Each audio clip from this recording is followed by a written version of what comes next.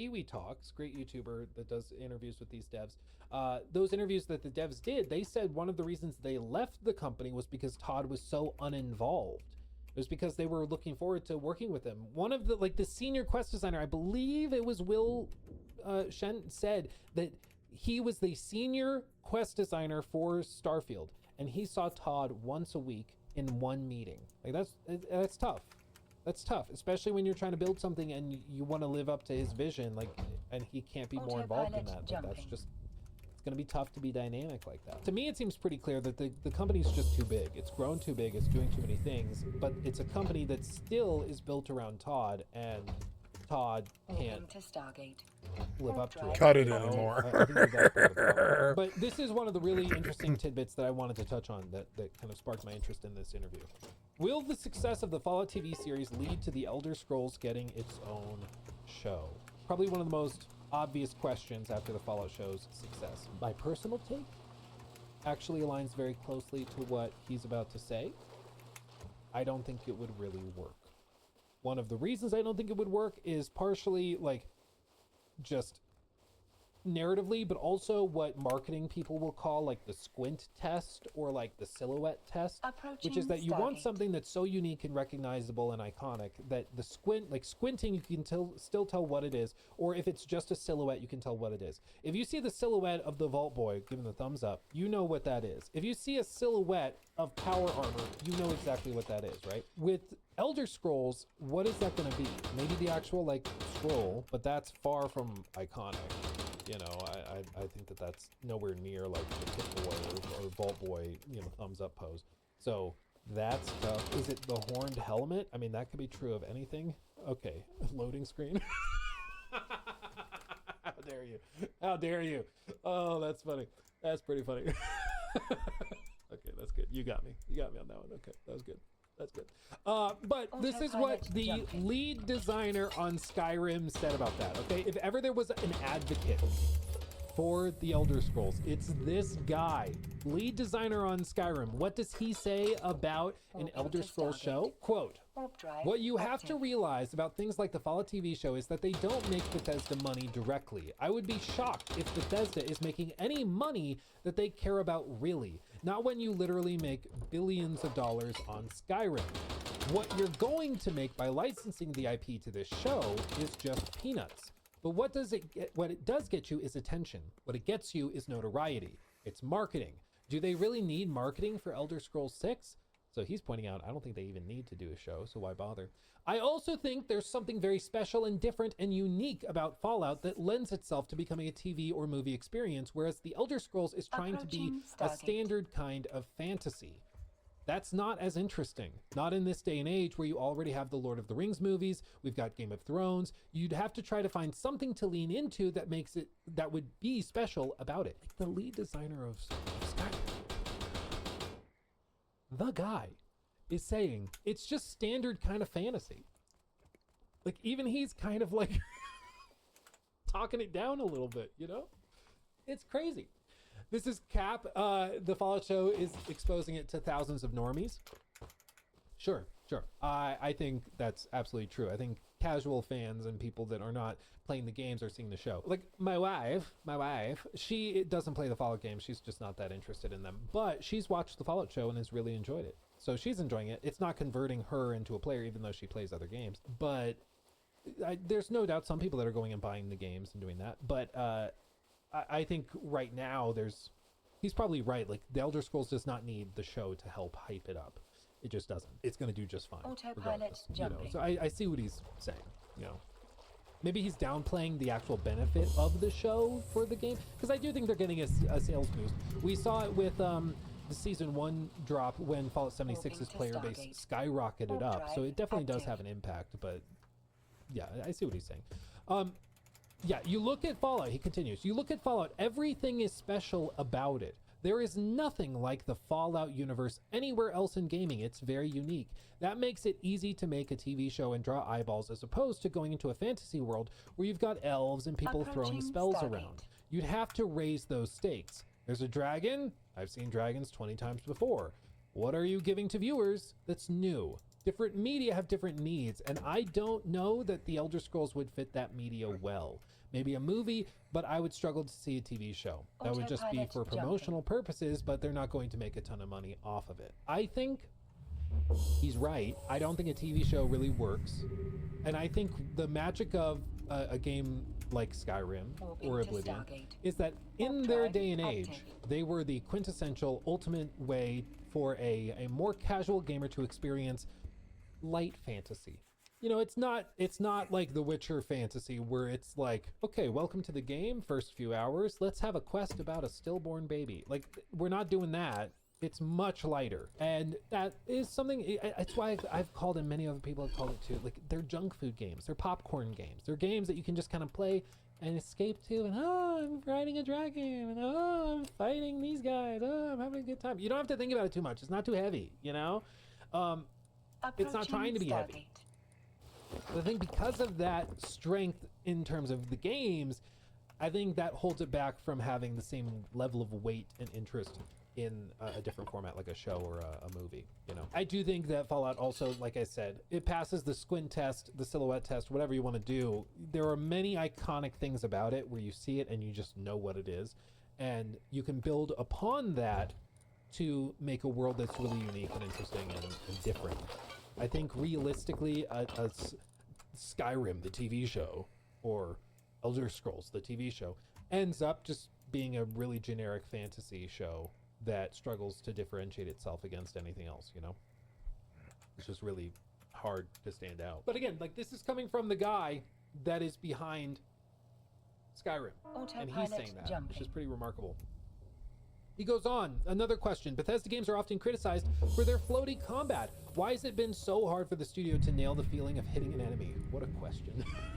What is your problem? Warping to station. It took a step forward with Skyrim, and I think they're going to continue taking more steps forward in the Elder Scrolls 6. Combat can get very dicey in these role-playing games because it has to be exciting and energetic the minute you step out of the prison you start in, which means you have none of your special perks or attributes. You've got to maintain that too as the player's power ramps up. In a game that's focused on combat, your combat abilities, capabilities, and nature of the combat does not change dramatically over time, and so they can hone the combat to make it super exciting. But if every time I gain a level, I have a new perk that changes how I do business in a fight, that's tough and really tough on a combat team. But I'm willing to bet that they'll make improvements on it. It's something that I know in the past Todd has cared deeply about. He very much likes the action RPG style, and he spends a lot of his time and attention on trying to make combat more visceral and exciting, but it collides with the RPG elements and not in a good way. I mean, in recent years, Todd has just stripped out RPG elements to, like, make that not a problem. And I would guess that's probably the approach they're going to take here. Stealth is the biggest example of this. How do you start out not being good at being sneaky, but still being sneaky, exciting, and then still maintain that when you're absolutely amazing at sneaking? It's hard to have growth in those things and make that work from level 1 all the way through to the end, which I think is certainly true. Let's see. They ask him about, like, the next Mass Effect games, what he would like to see that. Rumor is it that Elder Scrolls 6 will return to the Iliac Bay, with fans theorizing that the teasers we've seen so far, or the teaser, are hinting at High Rock and Hammerfell being the locations of the next game in the series. How rich is that location as a setting to revisit? I don't think you have an area that isn't rich in potential in Tamriel. I think you don't want to step on the toes of things you've recently done yourself. Let's not go back to Cyrodiil, for example, but I think Hammerfell and High Rock would be great places to go. I think you've got lots of good stuff there. I think they could go to Somerset Isle and the other islands and do great stuff there. I think it's been long enough that you could revisit Morrowind. I don't think you can say this area is boring and therefore not worthy of Elder Scrolls 6. I don't think there is such a place in Tamriel, and that's by design. Docking request accepted. You're making a game world, you make everything cool and interesting. If anything, there's places that would be too interesting, like Elsewhere would be challenging with its cat people who change the nature of their catness as they mature. That one might be a little too challenging, but I think pretty much anywhere you go, there's lots of cool and interesting stuff that you could do. That is interesting. And lastly, the last question, this is just a genuinely, like, valid question. that is very pertinent in the industry right now. This is like a hotly debated topic.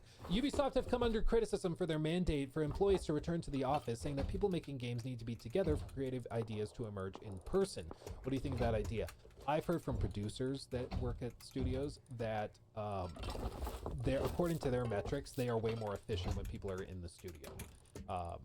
I know people that work from home and that say they're more efficient when they work at home. I'm just telling you what the producers that track that stuff have mentioned to me. But it's certainly a hot button topic in the industry. Out of like post-COVID, work from home was much more common and has been kind of a staple, but a lot of studios are now going back on that, mandating full return to work. There's multiple components to the work that you do in a dev studio. It's not mono-themed. This is a mistake a lot of people make. There's times when I need to shut my damn door and sit down and do stuff by myself. That's great from working from home. But having done that, because I worked through the pandemic and I was completely working from home, you are also cut off from the other people and you start to lose the sense of the project. You don't get the sense of community or sharing of knowledge. But this isn't either an either or thing. You can have your cake and eat it too. If you have certain times when you need people in the office because you have some certain camaraderie, we need people to be working together. You can also acknowledge that there's other times when you just need to sit down and do stuff and you need to get work done without disruption. That's better done at home. Have time for that too. It doesn't have to be one or the other. It isn't a single solution sort of thing. I'm also hopeful that online collaborative tools will get better, although that is for the distant future. Right now, you tend to get isolated and you need to somehow make it so that you don't have the isolation, but you can still have the ability to focus. That's the problem with the office environment. There's too many distractions. You can't sit down and focus so easily. Mischief Maker's first book in the Loki Redeemed contemporary fantasy franchise by Bruce Nesmith. Yes, he's written a number of books. So if you're interested in Bruce's writing, they are outlined right there. Mischief Maker, he's also written Feast of Ghouls, the first book in the Lit RPG series. Glory Seeker titles in both series are available for purchase on Amazon, and he's also available on Facebook if you're interested. But interesting little glimpse into a legend of game development, somebody that is responsible for, no doubt, some of the biggest stuff that we've ever watched and followed. I think he knows what he's doing. He took my thing. Red flag, red flag. 16 times the detail.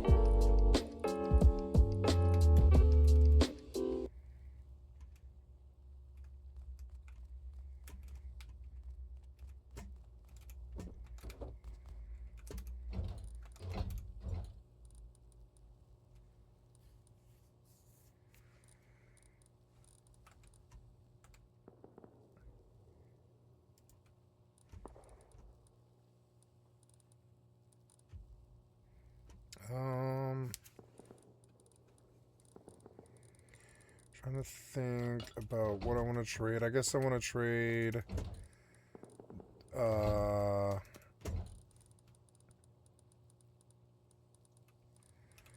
that blueprint frag I've got for a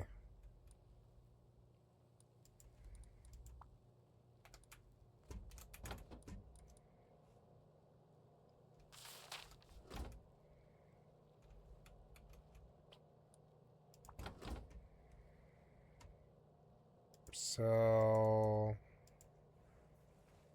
blueprint frag.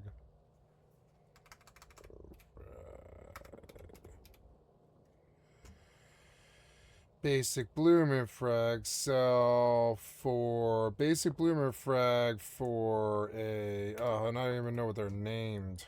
God damn it. I have to go look on the fucking chart.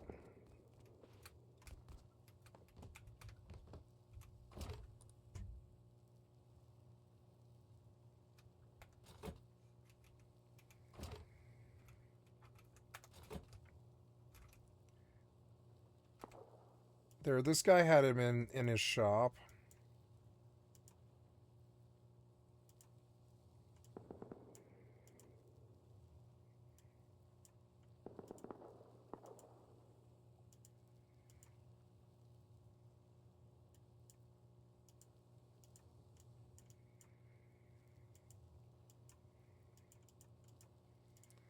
One of these southeastern vendors. This guy's selling BPs for sewing kits.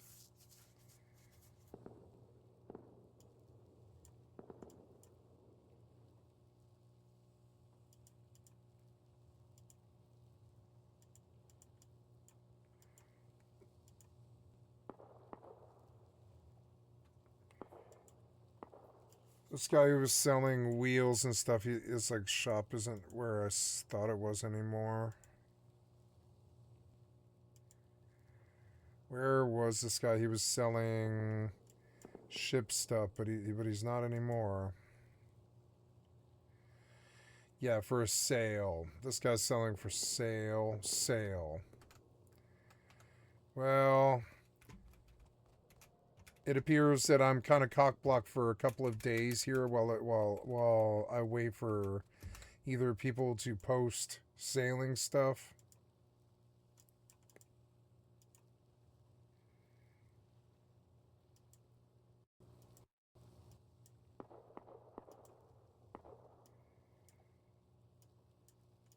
I suppose it'll fall.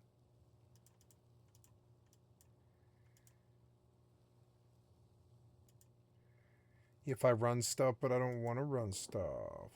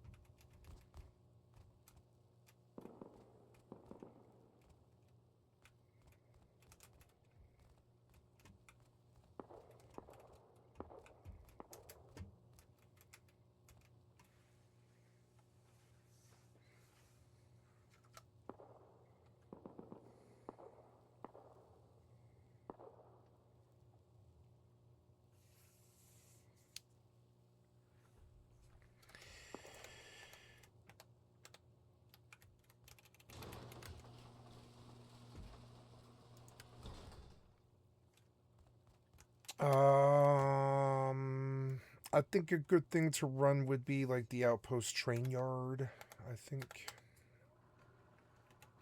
And I have the ammo for that. Yeah, and maybe I'll pull something out of that. That's probably the fastest way to get to a monument with mill crates. I'll just run train.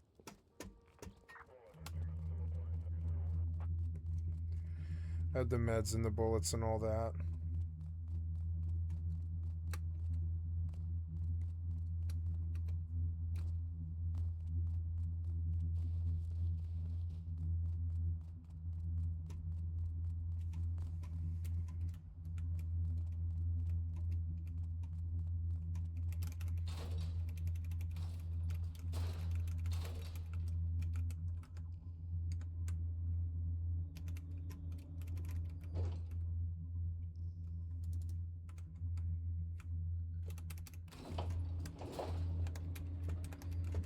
Now,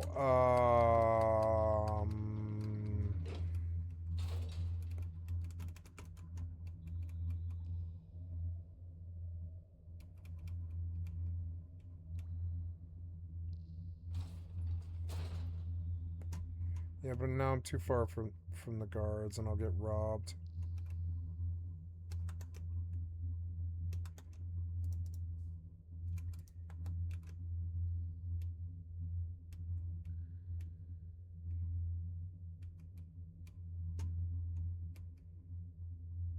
Like, that tree should be okay. That's close enough to guard.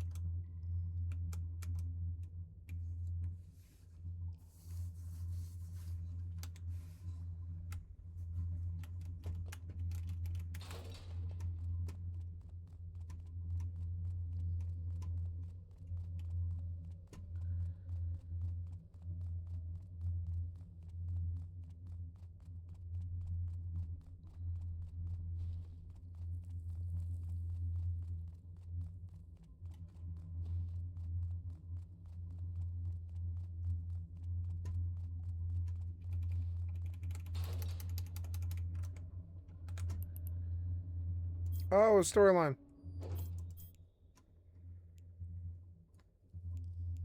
$1,500 score die. Yay, we're just gonna get this nice easy rep. 1,500 score die. There we go. Or was it 1,500 score die? Yes, it was. And then we go here and then back here.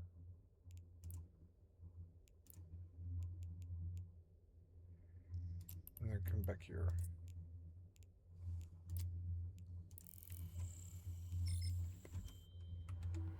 Yay, a rep bonus.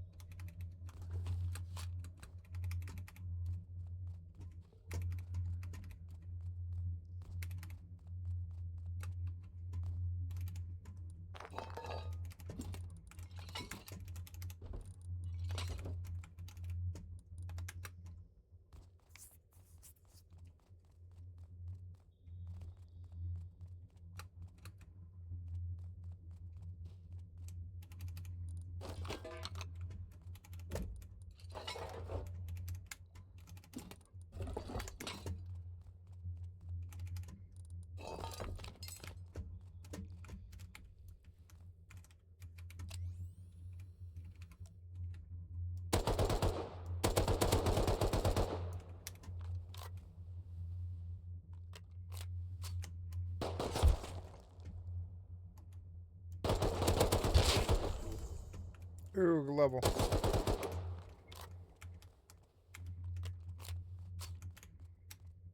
No milk crate? Oh, no milk crate. God damn it. Not a milk crate in the place. I should save up and buy a mini heli. Landed on the roof. Oh, wait, no, there's a milk crate. Nice, turret's good.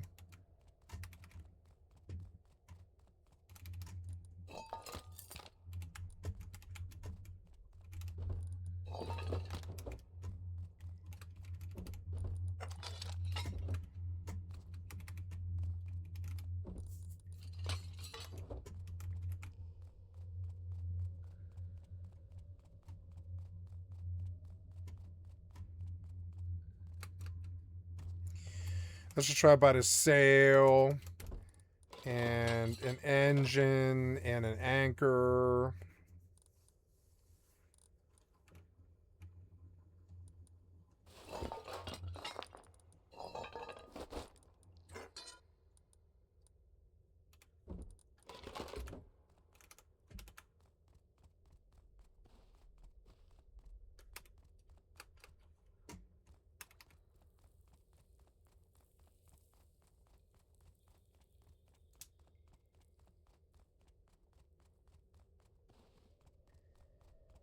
Okay, this was good. We got everything. Take me home. Nice. A book and axe. I'm gonna move on to the next tree.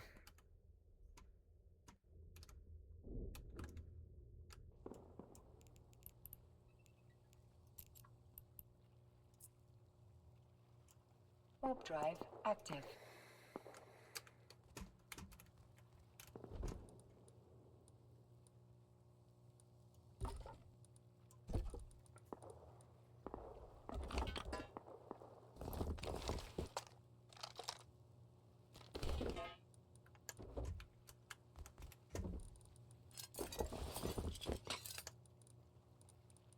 Oh, I see. Oops.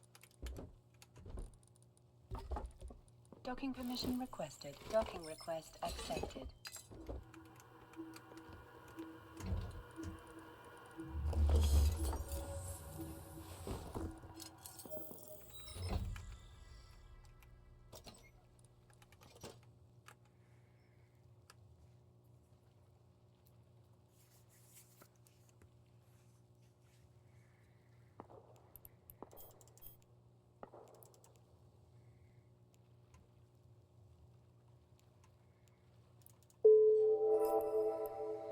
Yay, Mimitar rep. Let's go look.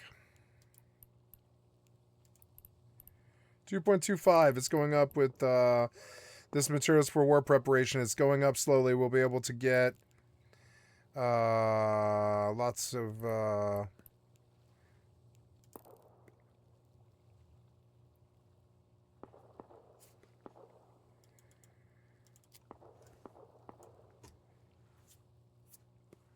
lots of rep. So here we go.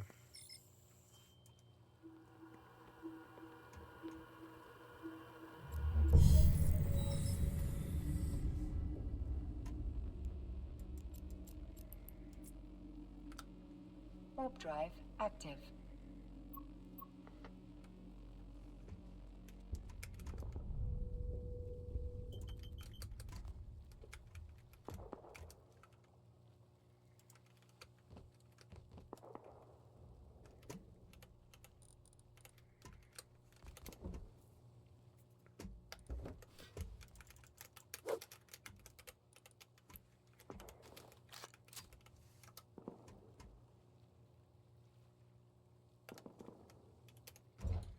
Docking permission requested. Docking request accepted.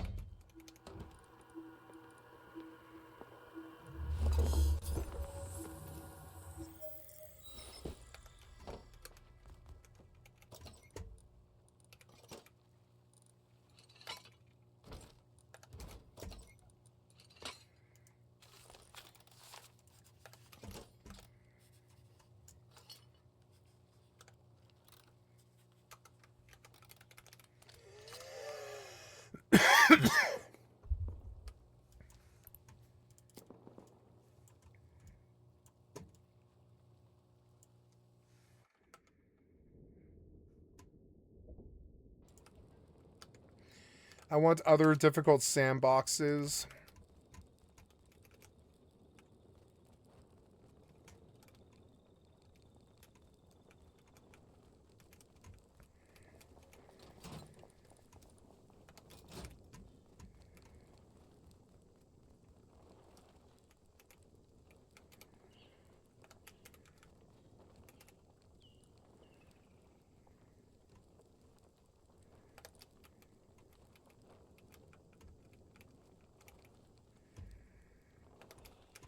You don't pay for cloth?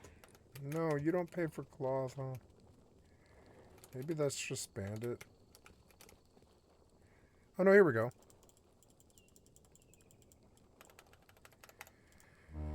Nice, 370 scrap, not bad. It helps. Now I'm gonna go do something crazy and put it all on yellow. What did you land on? 5. Perfect. Perfect for my purposes. Gonna put it all on yellow and lose it all because I'm stupid, but I don't care. I want to double it.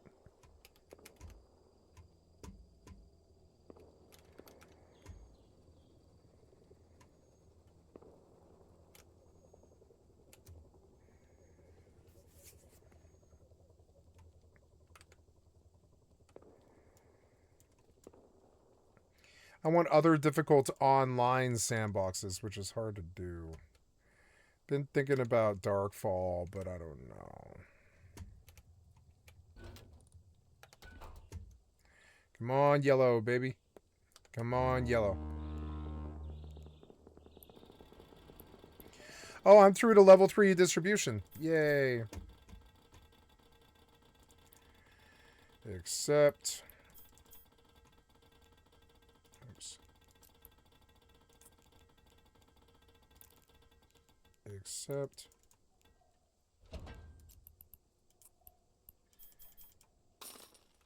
Oh, I got it. Yay. Did I get it? Oh, we like that sound. 740. Very good. That's going to allow me to do some training that I want to do. Very good. Send me home. Country roads. Gotta wait 3.5 minutes. That's okay. I wish there was a T3 here at this town, but that's not really the grind that they want. So, let's take a look around at the various shops.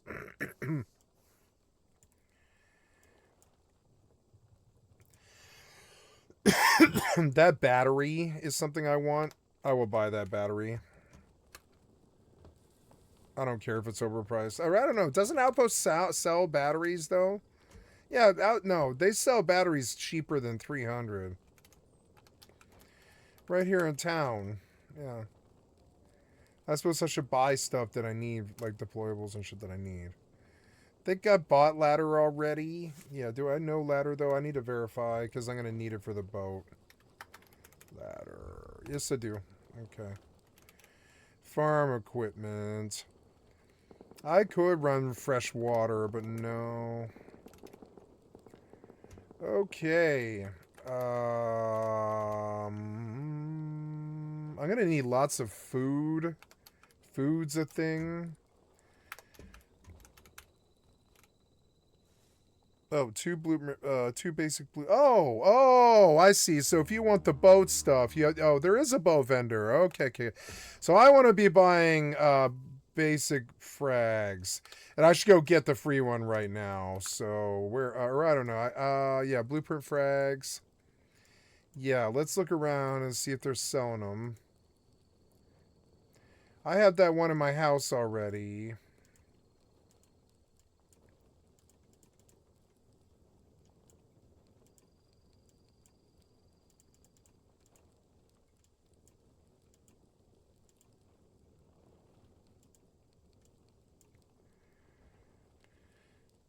There's a honey queen bee. I want that. That's a good deal.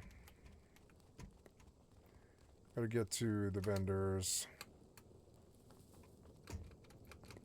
And I'll begin a beehive. Although I don't have a beehive. I don't have beehive, right? I don't think so. No, I don't have beehives, so it doesn't matter about buying nucleuses or whatever.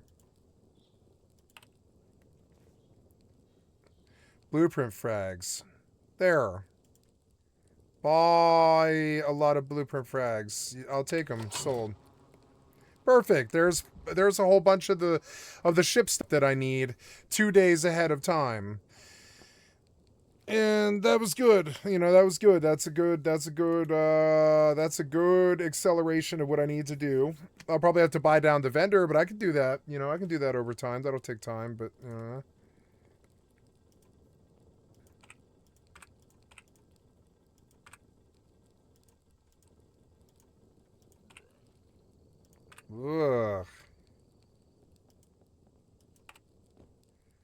Oh, look. There's somebody selling boat stuff.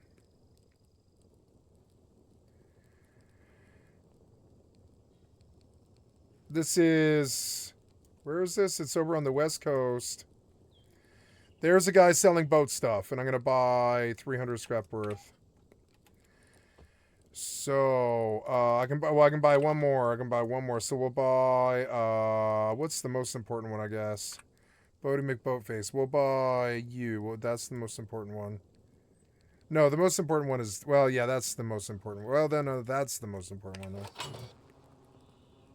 The boat building station, so I can research it. And then steering wheel, and that was over on the West Coast at D21. I'm going to mark him. D21 so I can remember. It's like that one. Yep, and I want to take marks off the map of other places. Because I know where they are. Yeah, that guy's good and that guy's good. But oh yeah, and let's double check his.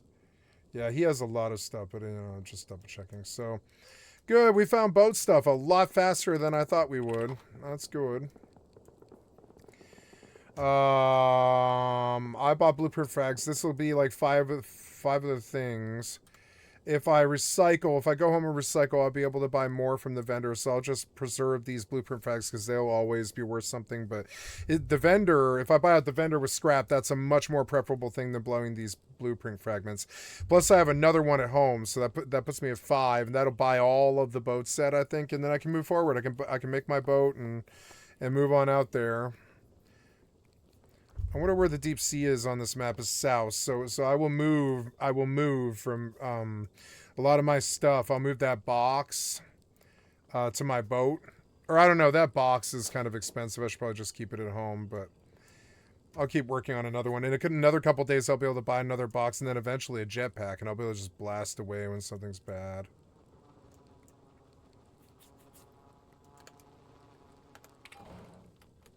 Love that sound. Oh, making progress.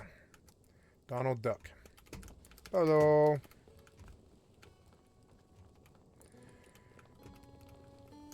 Chuddy. Oh, it's 2 blueprint frags. Oh, okay, I thought it was 1. Alright, well.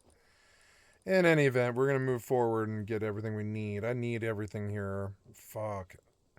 Yep, I need all of it. So it's 2, 4, 6, 8, 10, 12, 14 frags. I got my hands on 5 of the 14. 3 of these things I can buy, and one of them I already got. So now...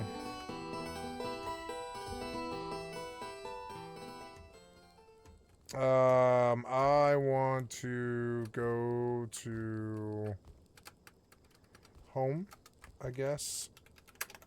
Yeah, and we'll recycle for scrap.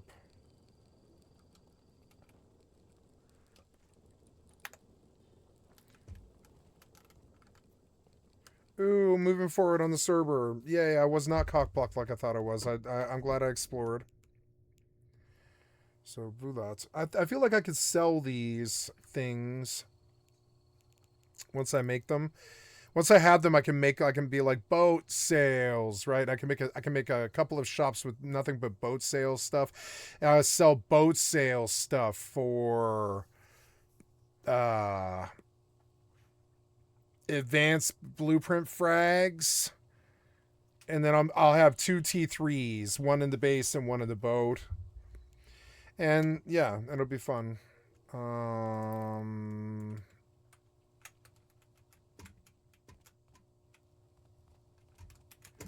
Okay, so I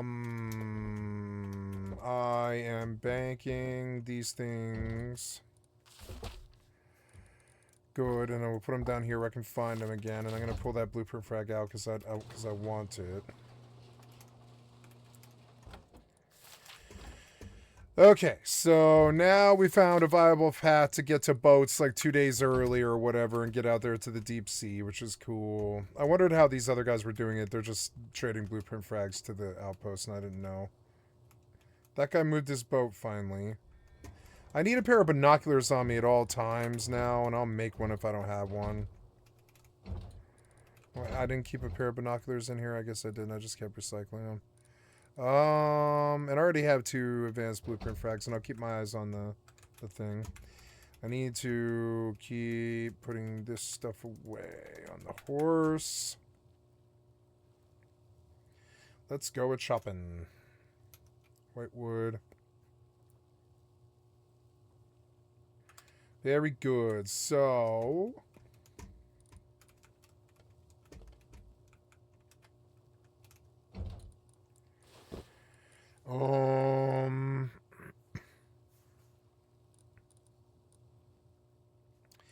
yeah, let's recycle a lot of stuff.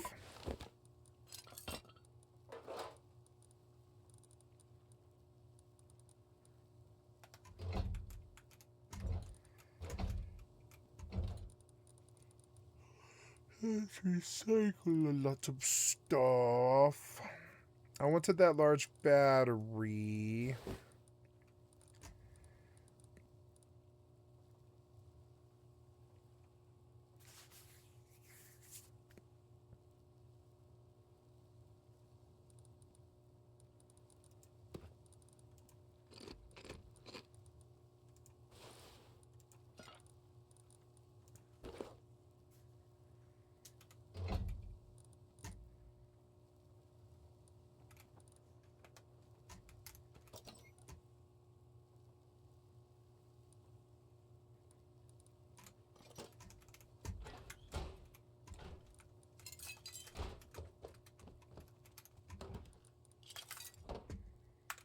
Okay, and then a level 2 distribution accept. Also money. 3 missions this time, yay. I want you to optimize route. And then take all of that stuff out. And then in the same place, I think there's even more distribution missions just one jump away, and I'll probably go and do that too. If it's in the same system, I'll get them all from the same system. Let's see how many places. Let's turn on the Eve music for a little while. Or no, I don't know. I'll find a video actually. But anyways, I need to know how many systems... I'm sorry, how many stations are here. Let's look at distribution again. 6-kin development. But in system, there's also this guy, Agnol, and I want to save location. Never. I want to say... Other distribution agent. And we'll go to him. It will take their missions too, and I'll just turn in all of it. I'll just optimize the whole thing and get like 5 missions done. You receive 750 skill tree XP for no reason, for some reason. Don't know why.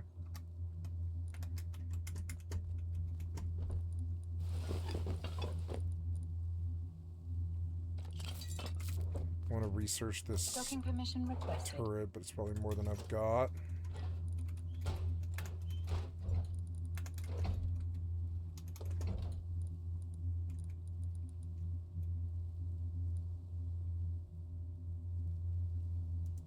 Docking request accepted.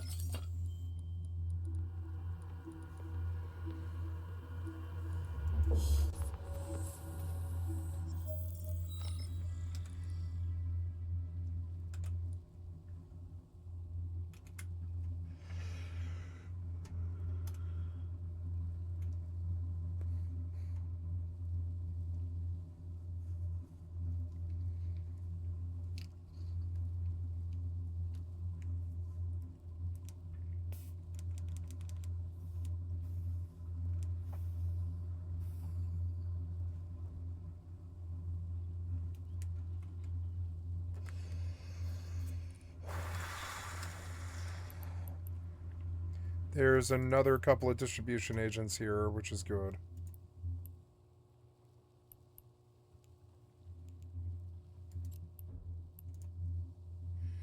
This is a low sec mission. I don't care if I lose this wreath, honestly.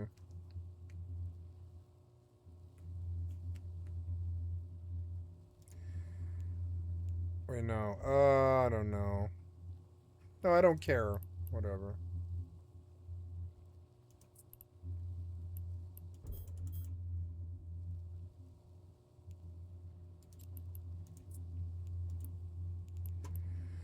Okay, we took a lot of missions. Oops. I hope I have enough room. I think I do, though. Let's plug those in if they're free. Fuck it. Yeah, why not?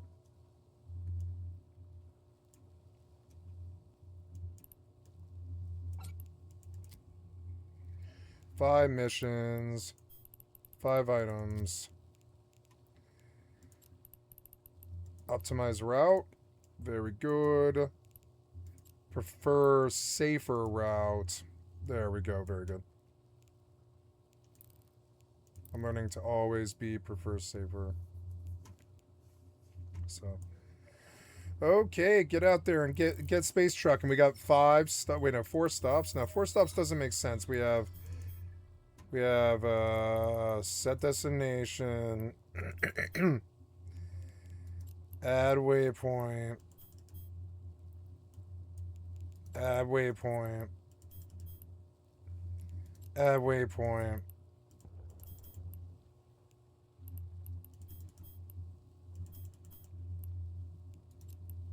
Add waypoint. Optimize route. 19 jumps. 5 destinations. Come back here, end up there. Add waypoint back here. And then the other station. 6 kin. And there we go. That's the whole mission. And then we can clear 5 Mimitar here. And it's fairly mindless. Recycle. I want to learn that splitter. Let's do that thing that's sort of worthless. These kits are good for dying on the boat, so I'm going to hold on to them. Autopilot engaged. I may need to make ammo. I didn't really think about that. Yeah, I'm like kind of out of 5.56, which is kind of annoying. Warping to Stargate. I do have sulfur here Warp somewhere, drive active. which is good. Okay, take this here. I don't have like thrifty double or whatever, so come here and take this and go dur and dur. Start mixing, please. I love mixing. Okay, white wood.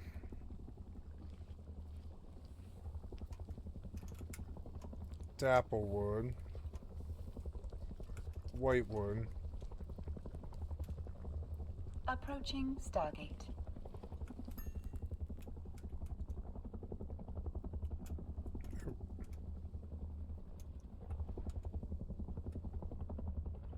I hate that sound. So no, I'm just gonna mute it.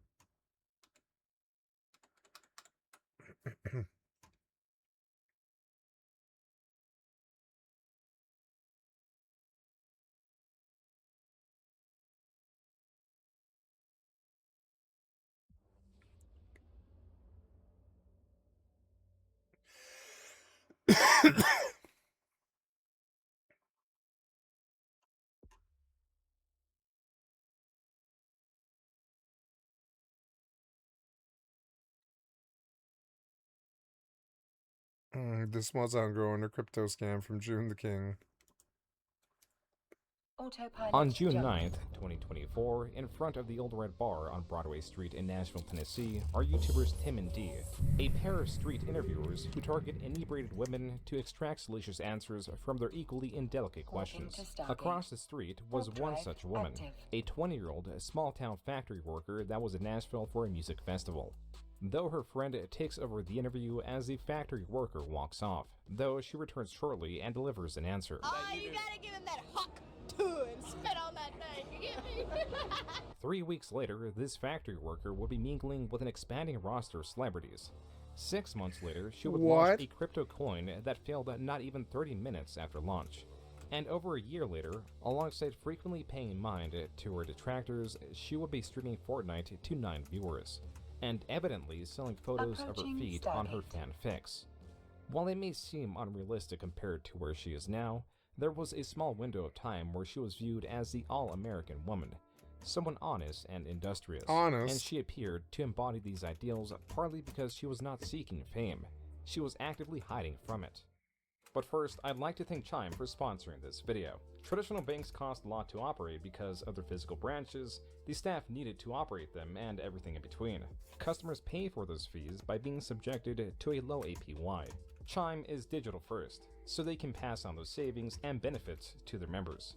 Benefits like a 3.00 APY and up to a $350 bonus with qualifying direct deposits. That savings rate is 7 times higher than the national average savings rate of 0.40 APY. To put it into perspective, earning 3.00 APY on $6,000 is about $180 in a year.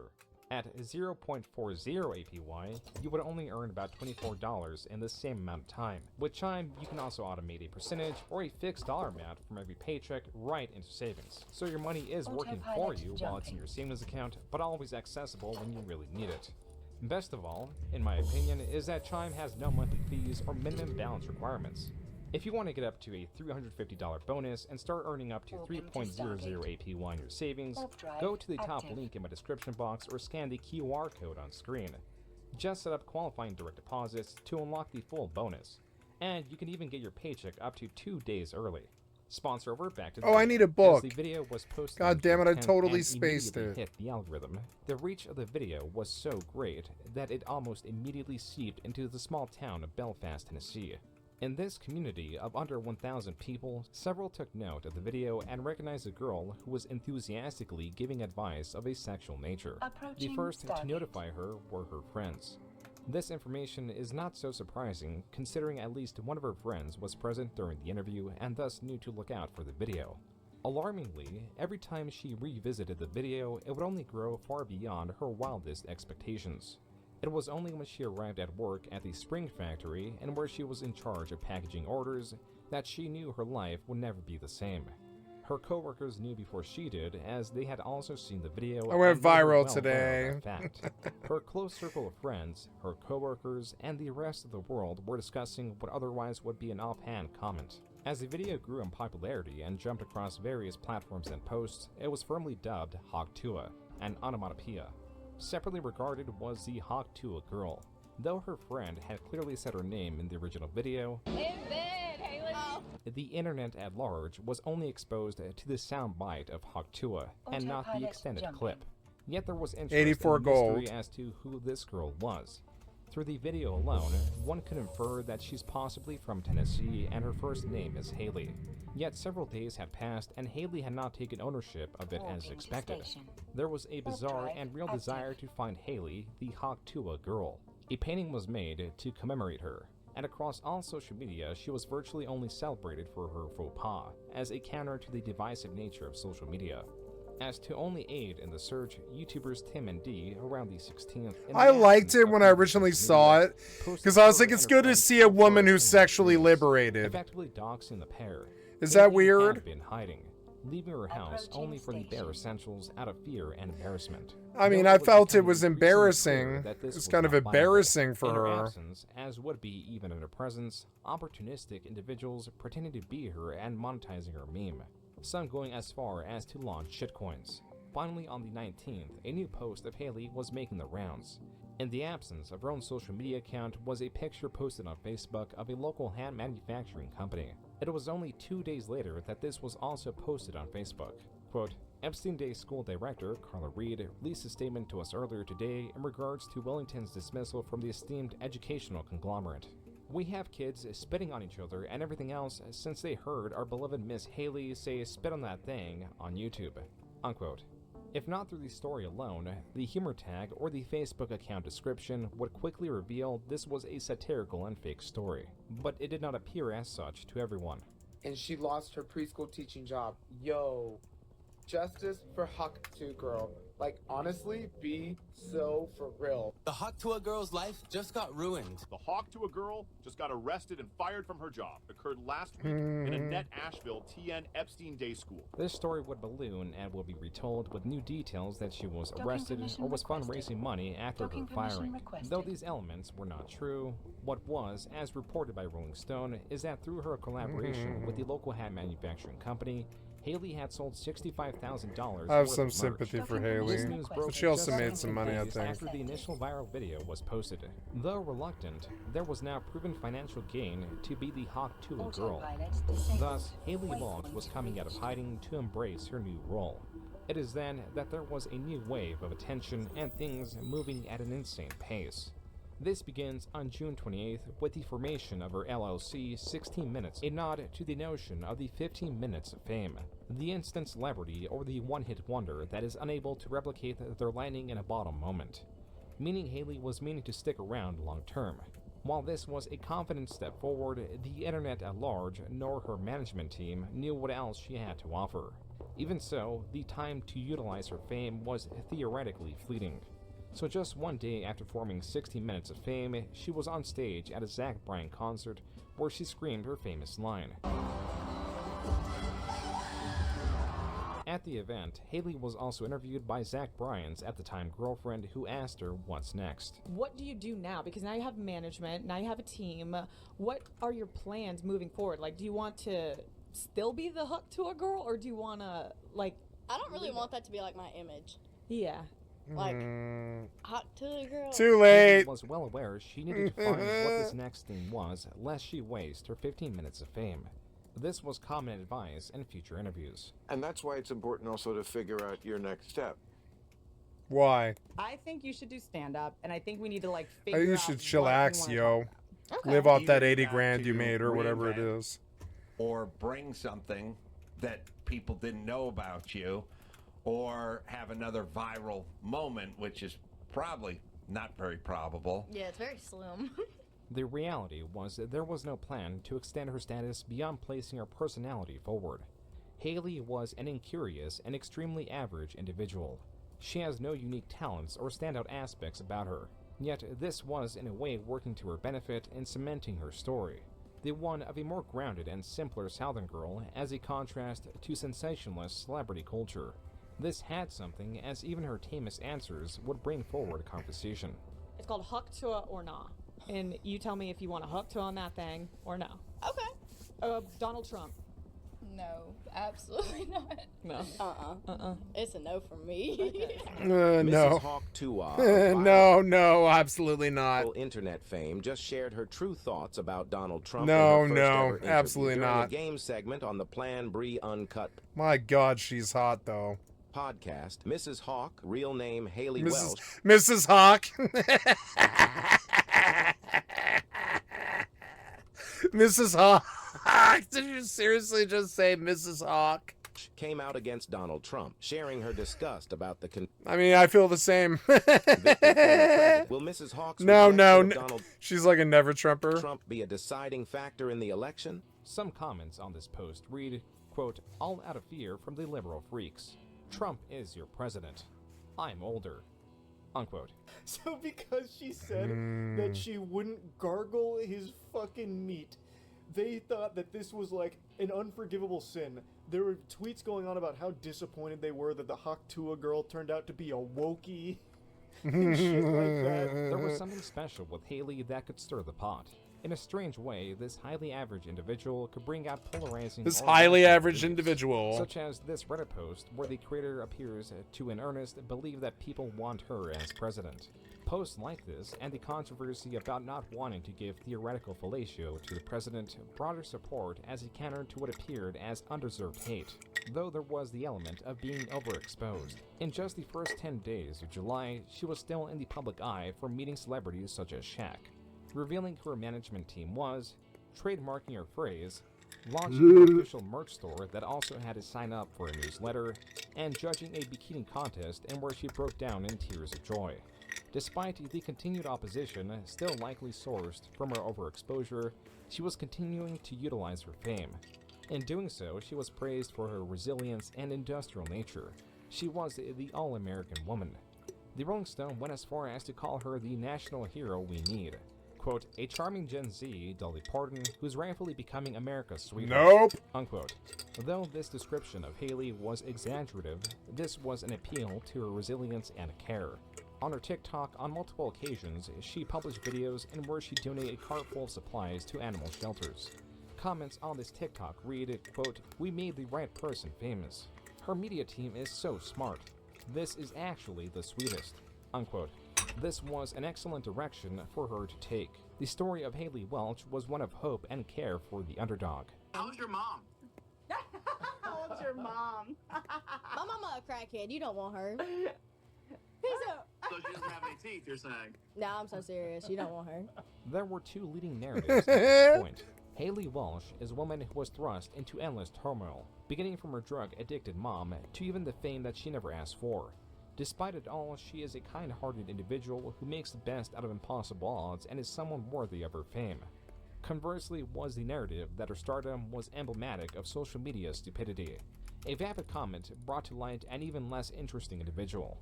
The truth was, Haley was not industrious or honest. She was a puppet instructed to sell her life story.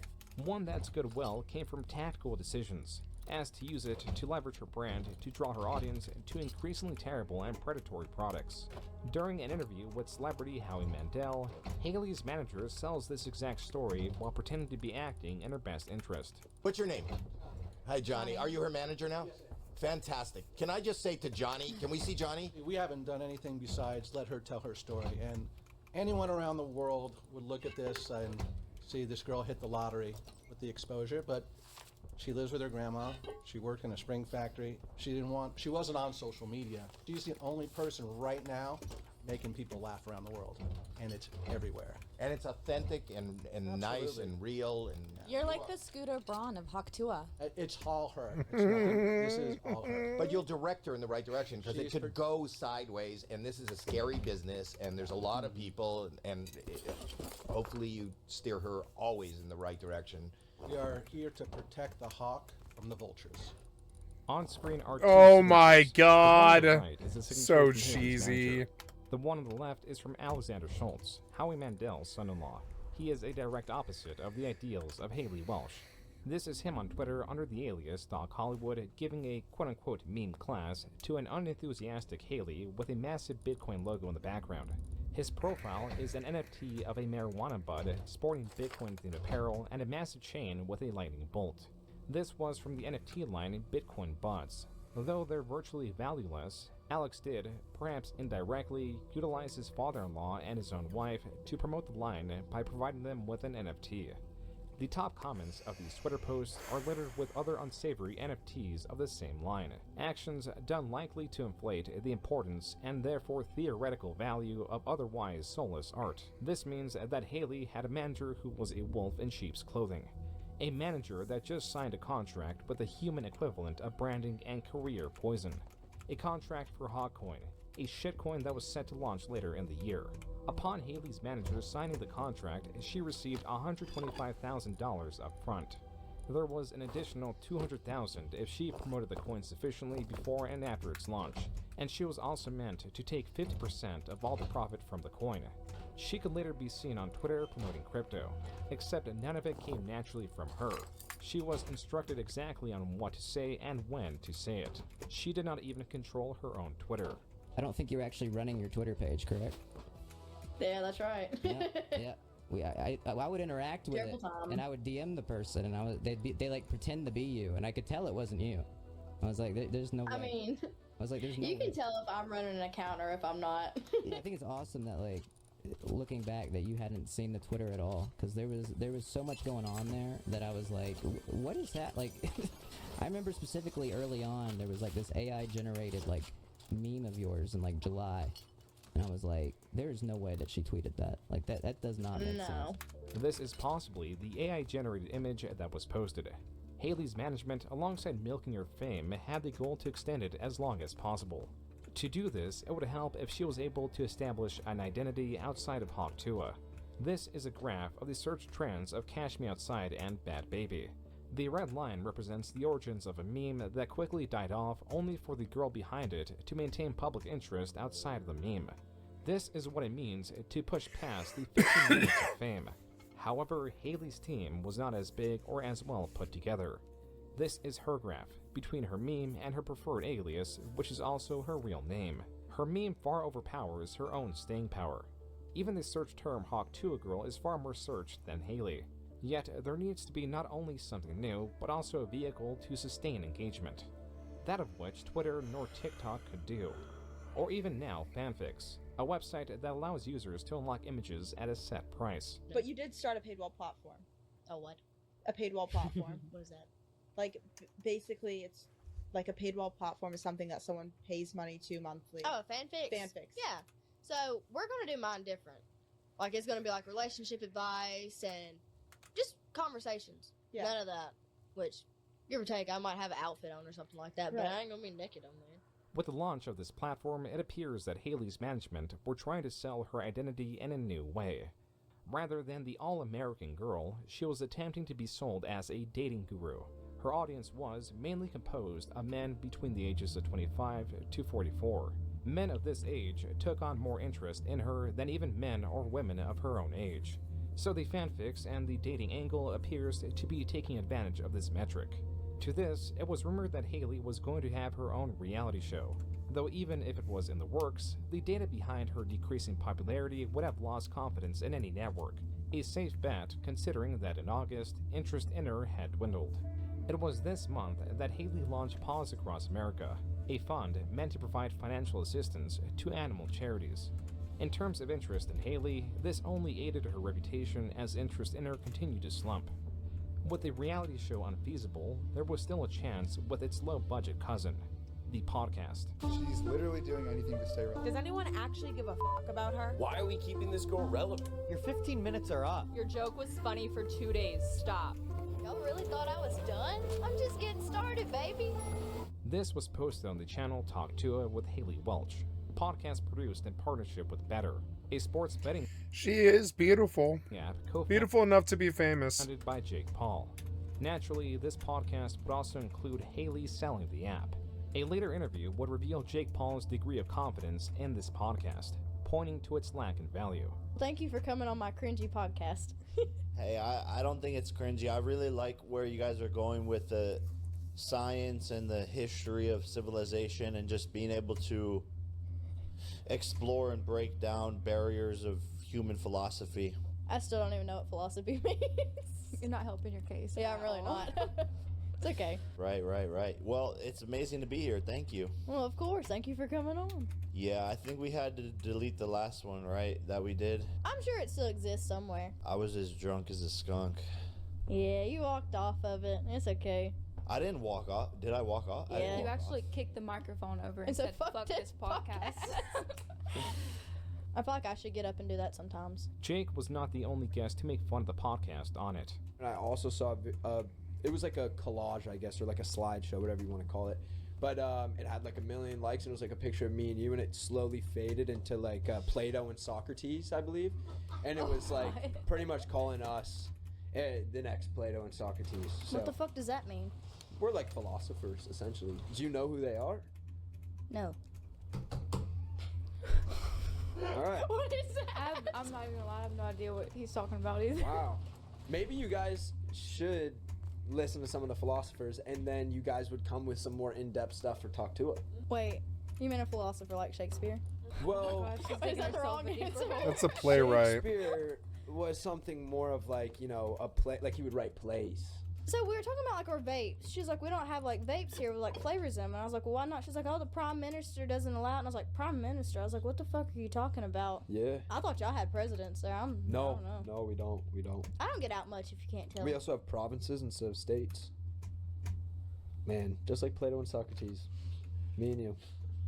You're gonna have to sit down and educate me some more sometime. Yeah, someone needs to. In no exaggeration, every episode of the Talk To It podcast would be littered with comments not engaging with the episodes.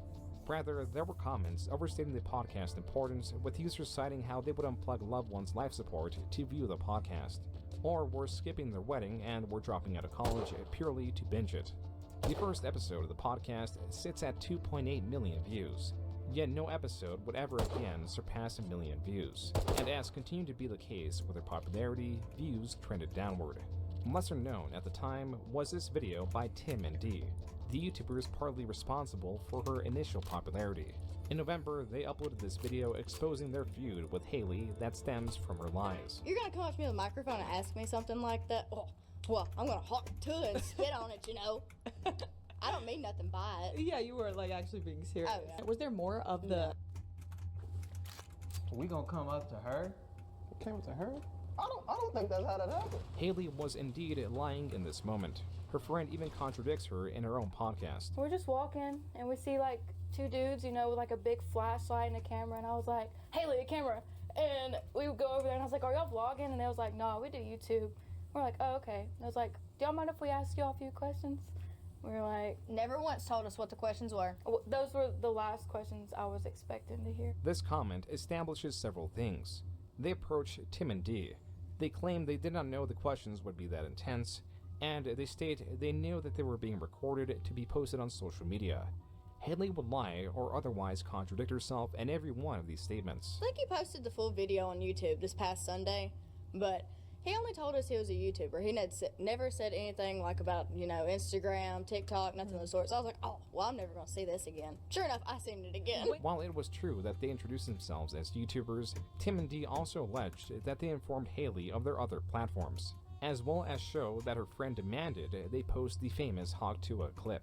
We tell them it's Instagram, YouTube, TikTok, all that. That's exactly what we say. I mean, for every platform. If it's going on YouTube, wouldn't you expect it to go on every other platform? It's going on social media. You say we better post that?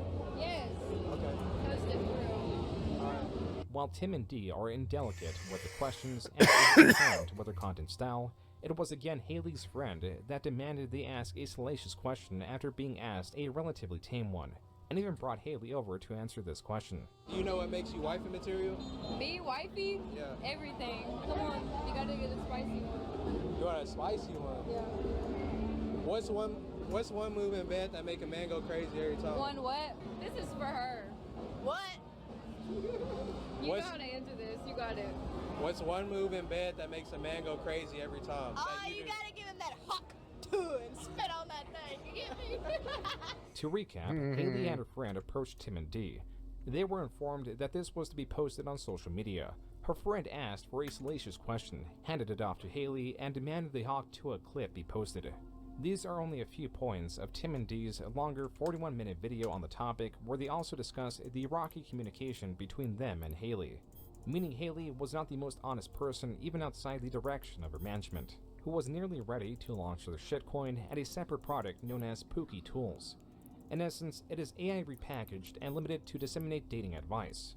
When Steve-O, who was interviewing Haley, correctly deduced it's a repackaged form of ChatGPT, Haley's manager off-screen counters by claiming it has hundreds of functions for dating. That sounds like the app simply has to be AI. linked up to ChatGPT. Yeah. AI. Hundreds of functions for dating she's going to introduce. After browsing the features, it became very clear that the Pookie app aims to create long-lasting relationships based on genuine connection and non-superficial factors, like there's a height detector and bald predictor. What is this? And also this one called Wealth Detective that helps you find out if your date is rich by asking hard-hitting questions like, well, does it seem like they are? Pookie Tools currently sits at 3.2 stars on the Apple App Store. It is almost nearly split between 1 and 5-star reviews, though the majority of 5-star reviews, as per their commentary, are written ironically. With Haley's presence floundering and her image deteriorating, there was one last thing left to do to destroy DreamHack. In episode 12 of the Talk to a podcast, released late November, Haley talks to famous entrepreneur Mark Cuban. At the start of the episode, he gives her the sage advice to sell products that directly relate to her and her brand. Perhaps it's like bourbon like or what? whiskey. Only for her, later in the episode, to figuratively spit on this advice by obligatorily pushing her upcoming meme coin. A product that she admits she does not comprehend to the point that she had no idea what it was. You're authentic, and that's And she's like, oh, I'm authentically selling you a shitcoin. And I don't even know what it is.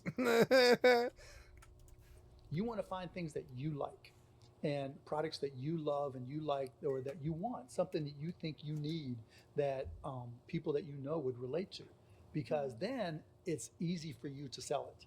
You know, hey, I came up with this. It's because I needed it and I love it and I'm sharing it with you, not because I'm trying to, you know, sell zillions of them. I hope I do, but because if I need it, there's a good chance that all the people who follow me here need it. They as might well. need it. Yeah. So when you get along those lines, then you start finding things that really work. Oh yeah, if I want a meme coin, can I give you some tokens? Yeah, for I'll give you my community? wallet. I'll give you my wallet. Okay. But are you sure you're gonna launch? I don't know. I'm not a big fan about meme coins. I love crypto, but you can make some money from it. There's no doubt Yeah. about it. No doubt about it. I'm very new to it, and I'm still learning what it is. The Phantom Wallet. Do you know what that yeah, is? Of course. So evidently, it gives you a 12-word password, right? Right. Your seed face. Yeah. Well, me and him, I had to have him help me put it on my phone. I didn't know what I was doing. And you didn't write it down. No. You're fucked. What this demonstrates is Haley's incompetence and lack of intuition. Every step of the way, there has been a series of red flags warning her that nearly everyone in her management team and those working to forward the shit She didn't write it down. in their self-interest. Doc Hollywood is She didn't write it down. He was like, you're fucked. I can't believe he blurts it out. He's like, you're fucked. You've lost the money. It's gone. And he's right, too. It's gone. It's gone. And it's gone. Of success. And the early 2000s.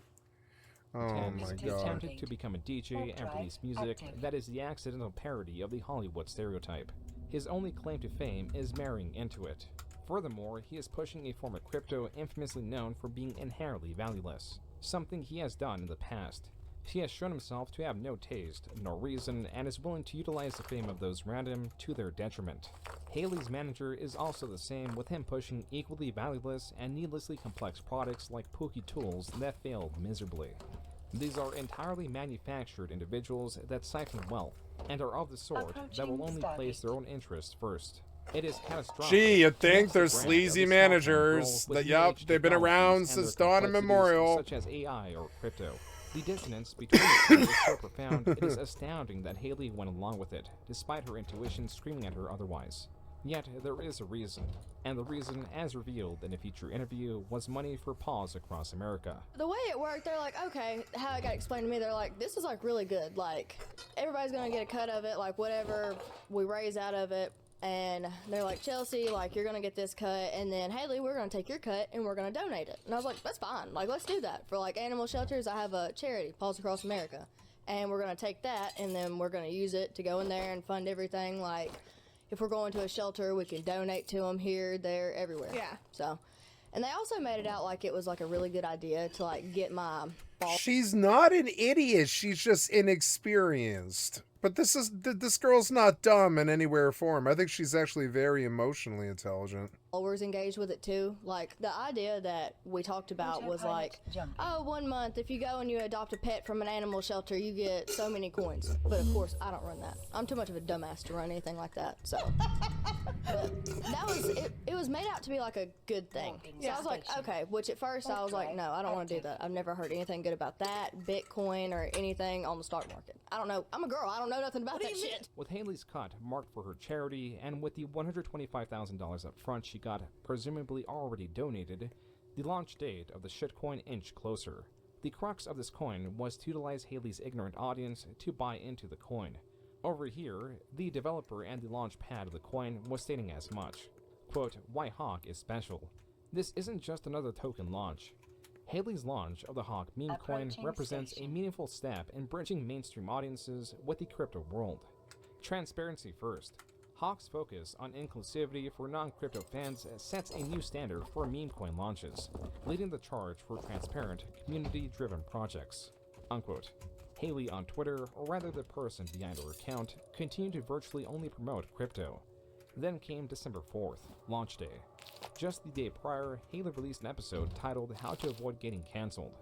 This, like her coin, would not age well. For the first 20 minutes or so, the coin went up significantly in value, then immediately plummeted, leaving anyone that bought into the coin after the first few minutes of its launch at a loss. The true tragedy came in the Twitter space following the failure of the coin. Haley, the girl touted for genuineness, would be reading from a script prepared by human exemplars of the inhuman. Individuals that are incompetent, yet will still find those that they could fool with their facade. These individuals would, to the best of their ability, attempt to sway public opinion with their commentary about memes and wanting to do good. While this confirmed to many that the product was a failure from its inception, it also provided listeners with the confused yet entertaining diatribes of Dog Hollywood. Yo, Haley, they try to fuck us. It's all good. It's all good. Let them know you're here to fucking... You're not here to get sniper botted all day. You're not here to get fucked. We're here to have some fun. We're here to meme. And most of those coins, by the way, are going to your community for free. Nobody on the team is selling. Impossible. Imposible. Okay, I don't know what language anybody fucking here speaks, but everyone just is so jaded. Everyone thinks that, oh, everything's a rug. Everything's a rug. Everyone's here to fuck you. Nah, we're here to onboard real people outside of this spaces, right? The people here, you guys are already fucked. Y'all are fucked. Fucked in the head, fucked every day thinking everything's a scam. And you know what? You guys are right. Everything is a scam, but not this. Not this. We did not spend 6-7 months of our lives dedicated to trying to do something cool, right? To do something different. Not dumping on you. Not bundle snipes. These meme coins, these are just here for fun, right? Whatever you assign value to it, whatever, right? What we're doing here is not giving a fuck about all the same bullshit. I've been a holder of a lot of these meme coins. The reason why they're cool is because there's zero promises. It's just a community. And that's exactly what we're trying to build here. We're trying to build a community. You only need one token to be in this community. And listen, most of you, we don't want you in the community. Let's be real, right? You're not great people. I don't know y'all, right? Some of you, I see some friendly faces in this audience. Some people I like here. Yeah, love to have you. No pressure. I don't care what anybody says. She has really great intentions. And this is not a celebrity token. This is an actual meme that has, I don't know, 100 billion fucking impressions on all the different platforms that, like, normal people, if you walk down the street, He's just making it up as he goes. Right? Guess what? You walk down the street, you ask 10 people, do you know what Haktua is? Right? 9 out of 10 people will fucking know what that is. If you want to be part of this meme community, dope. If not, if you want to just, you know, I'm going to say y'all, you guys, right? There's a lot of negativity in the space. I think crypto brings the mentally ill into this thing, right? If you guys are in crypto, you're most likely mentally ill. And I'm going to count myself as mentally ill for even being here right now. Wow. Right? I'm definitely mentally He's ill. honest. We're trying to actually have fun. We're trying to do something cool. We're trying to give meme tokens away for free. You, sir, are a meme. Had any crypto before, any meme token, and you guys would be kissing my You're a fucking living ass meme. because No, I wouldn't be. Dope and give meme tokens to people, right? That have never, ever had meme coins before. Because maybe when we onboard tens of thousands, hundreds of thousands, when we talk about this shit on national television, right? Maybe they might be interested in these other memes and these other NFTs that are in this community. Because if you like Haktua, you might like Dog with Hat. If you like Haktua, right, you might like Mog. You might like Pekasi. You might like all these other memes that are amazing. Over here, which is this is their first launch. I don't want to hear this crazy person anymore, and this is boring me. I'm getting off it. Docking request accepted. Yes, you read the title correctly. This isn't some clickbait or drama farming, but Sea of Thieves is slowly dying. No matter what people say, the game's popularity and the engagement of the core player base and the ability to attract new players just isn't there. Steam numbers showed that Season 17 didn't even move the needle in terms of player base, and Season 18 didn't create a peak for it either. And no, the game isn't peaking on other platforms. We're not seeing a massive spike, but what the Steam data is showing is a trend. It matches with search engine stats, Twitch views, It's a kid's game. We're all like 25, 35, 45. Talk and social media and so on. We didn't even get the double barrel pistol community award, although I think that's because 1, it's a double barrel pistol, 2, it's a shitty recolor, and 3, the task was ridiculous in terms of numbers required. And you know what the worst part is? It's just a complete shame to see my favorite game in this state. There's a handful of reasons as to why this is happening. Not all of it is the developer's fault itself, and it's not down to just one factor. So let's dissect why the game isn't looking so hot. Sea of Thieves has, for a very long time, had a very bad progression system. I think it's always been bad, but has been underwhelming for several different reasons as it's changed over the years. If we look at day one, it was a hell of a grind and took ages to do anything, took ages to earn anything, and Pirate Legend took most people months to years to make. It took me a whole year doing it mostly solo. Now you can get it in a day if you really know what you're doing. This was all done to hide what little there was in terms of earnable items and how underwhelming Pirate Legend was at the beginning. It still is a bit underwhelming, but that's a different point. As time has passed, new progression systems have been added which have made the game a confusing mess. You have 3 currencies, gold, doubloons and ancient coins, the normal, the special and paid currency. But only the last one has any meaning at this point. We have several trading companies that all level up independently, a guild which is leveled up independently, 2 PvP factions which are leveled up in a separate mode that is part of adventure but also not. We've got milestones and a season pass. Oh, and you have a bunch of commendations for each. This is completely overwhelming for any new player jumping in and is a pain to navigate. I think think you can have too much of a good thing in this instance. Milestones are even split into progression for your pirate and your ship, whilst not carrying over any progression from before, which frustrated returning players and created an unnecessary point of progress for new players. The worst part of Sea of Thieves, and arguably its best, is that everyone starts on the same footing. This means that new players don't get stomped by those with amazing equipment, they just get stomped by the massive skill difference instead. The other issue with this is that unless you add regular cosmetics to get people invested in your game, people will not be playing it long term. At this point, you can expect some decent stuff spread out over a season, a bare bones season pass which hasn't been improved in years and still doesn't have enough rewards to justify its 100 tiers, and terrible offerings in the regular store for years at this point. As of the most recent update, we are still having sets of drip fed cosmetics over 2 years ago and are about to be on our 7th version of the Resolute ship cosmetics. Meanwhile, if you go to the Pirate Emporium, that thing has been stacked every month without missing a beat. Before anyone says the line, free updates, optional, blah blah blah, I'm over it at this point. I'm pissed off, can you tell? The most offensive thing is clearly bleeding into the main progression of the game at this point. This is a paid game, by the way, and has now been moved to the new Game Pass tier, which just got a price hike. But also the updates seem to get worse and worse, all the while they're stuffing the Emporium with fluff. This is deliberately done to poke people into the Emporium, as why would you make a purchase if you could just play for some cool pirate items? For me, it works the other way because my time is not being valued and it's clearly a manipulation tactic. And as someone who's a content creator, I will actively speak out against this, even though I'm a partner of the game. Probably going to lose my partnership, but hey ho. It's fine and necessary to keep the lights on. All the developers need to do is make the stuff that you can earn really good. Case in point with the Dark Brethren ship set in the last update in Season 17, this was such a good reward with a decent time commitment. We also have some good stuff coming towards the end of Season 18, which will be good, but at the start, earnable items are just uninspired. The next issue comes from the time sink required and the weighting of the rewards. And the game has examples of both extremes. For instance, the distinctions added in Season 11 added a new way for your numbers to go up, but all the good rewards are earned in the first 100 levels, then after that it's just rings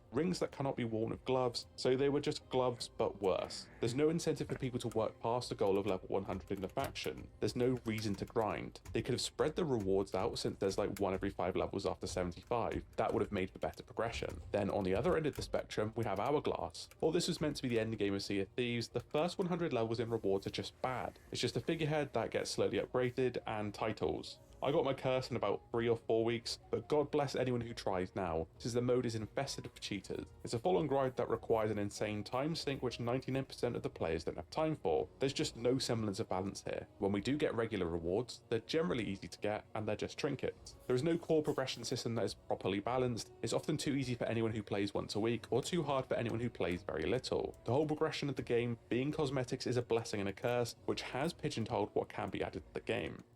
Sea of Thieves has some amazing updates through the years and some truly awful ones. When I say awful, they're of generally good quality, but they just don't fit the game, and too many resources have been spent on these updates which really don't land. Part of this is chasing things and making updates that detract from what Sea of Thieves is in order to get more people to download the game. This will only take you so far, as we're seeing now. Anyone who's already tried Sea of Thieves has tried it. The people who want to play it are playing it. The people who don't like it are not coming back, no matter how many updates you release. Safer Seas is a great example of this. This game was always designed to be a shared world sandbox adventure, but several loud voices screeched and asked for it not to be. Sea of Thieves PvE is not nearly deep enough to warrant a separate game mode, and case in point again, releasing Safer Seas has done nothing to retain those players. Why? Because the progression in Safer Seas is boring, it's limited and is a muted experience. Now remove those restrictions, all those people asking for what they want will soon get bored when they realise how simple the game is otherwise. And there's not enough social sandbox tools to make the game a bit like custom games from Halo. Well, that might change when custom servers eventually do come out. Then Safer Seas would be a different story. Guilds is another update that I could point to that wasn't worth the wait. Keep in mind it was nearly a year late and it just wasn't worth the massive resources it required. It ended up being just another faction you can level up and was built off the captaincy progression that wasn't all that popular anyway. It's great for a bit of roleplay or getting crews together with friends, but you can't progress your guild in the way you want, despite the logos and mottos insinuating you could be aligned to different factions. It's just another tick box exercise. The biggest offender of this is Season 11 bringing out the diving. If Safer Seas removed the thieves, then Season 11 removed the sea, so we've just got Ov left. Diving has done irreparable damage to this game for all players. It's great being able to step into whatever content you want, but the cost of removing basically all the treasure on the seas. Taking away that commitment is great for enticing people to download your game, get sunk and uninstall, while at the same time undermining the organic design of the original game. Raids harm this even more, where anyone can pop up and change the world event on a server, not only removing one you may want, but replacing it with an inferior version with loot that was tailored to them. This couldn't be more apparent than the Reaper forts, where there was a good chance you'd end up with a shitty Athena loot, or have an organic Reaper fort disappear because someone wanted to do a raid. They even removed the ability to dive to other people's raids and inside it because people complained about it. This would have been an excellent feature, especially if it was optional. It turned the game into an overly optimized loot gathering simulator where you can just optimize the shit out of your session with no room for organic encounters. To put it into perspective, there are no viral clips of this game where someone travels from A to B collecting chests. They all involve running into another player, whether those interactions are positive or negative, but because a loud minority who don't like Sea of Thieves complain the loudest, things like this get added. But we shouldn't be gutting the game for the sake of a small spike in players. If diving got removed tomorrow, the game would be no worse off without it.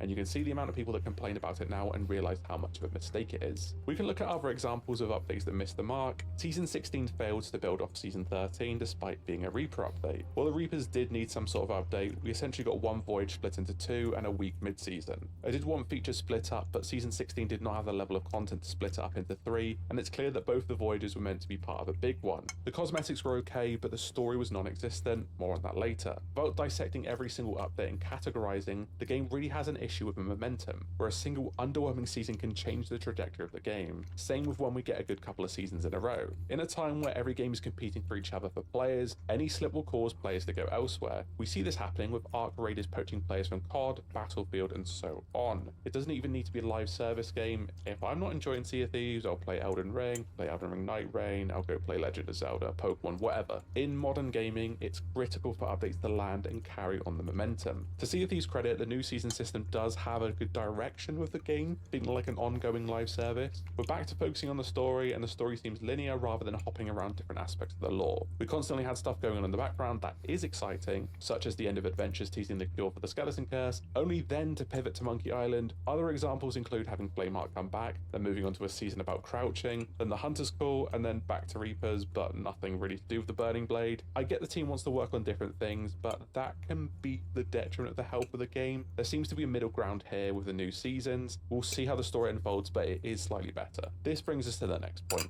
One of the massive flaws in the game is not implementing content that fans want. A new region, more tall tales, new ship types, UI upgrades. I think the graphics could be better. New AI threats and savable outfits still haven't come into the game. The game is about collecting cosmetics, and it doesn't have presets to this day, and it was announced, scrapped, re-announced, I think over the course of the last 3 or 4 years several times. Custom servers have been in development since 2019, and now are only meant to be coming out this year, albeit they do sound really good if they do come with all of those features. The UI in this game is about 7, maybe 17 years out of date, and while the Emporium got its bespoke UI upgrade, the other menus still suck. It takes ages to find anything if you have a lot of cosmetics to the point that you just get punished for buying more, in a game where we have to collect cosmetics. The reputation menu is slow and still requires a bunch of clicks to get anywhere. Same goes for the onboarding menu. Hell, if you want to know how to unlock a cosmetic behind a commendation, you have to manually remember and search the name of the commendation instead of having one button to take you there, or the information being available on both pages.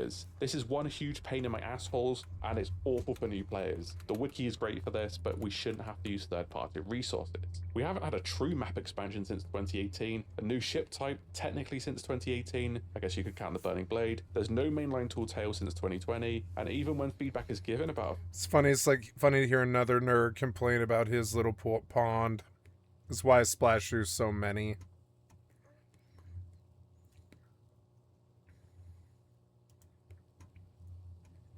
Of every guard in Scarlet Monastery multiple times over, conquered the many trials of Blackrock Mountain, and finally ventured into the legendary raids of Classic.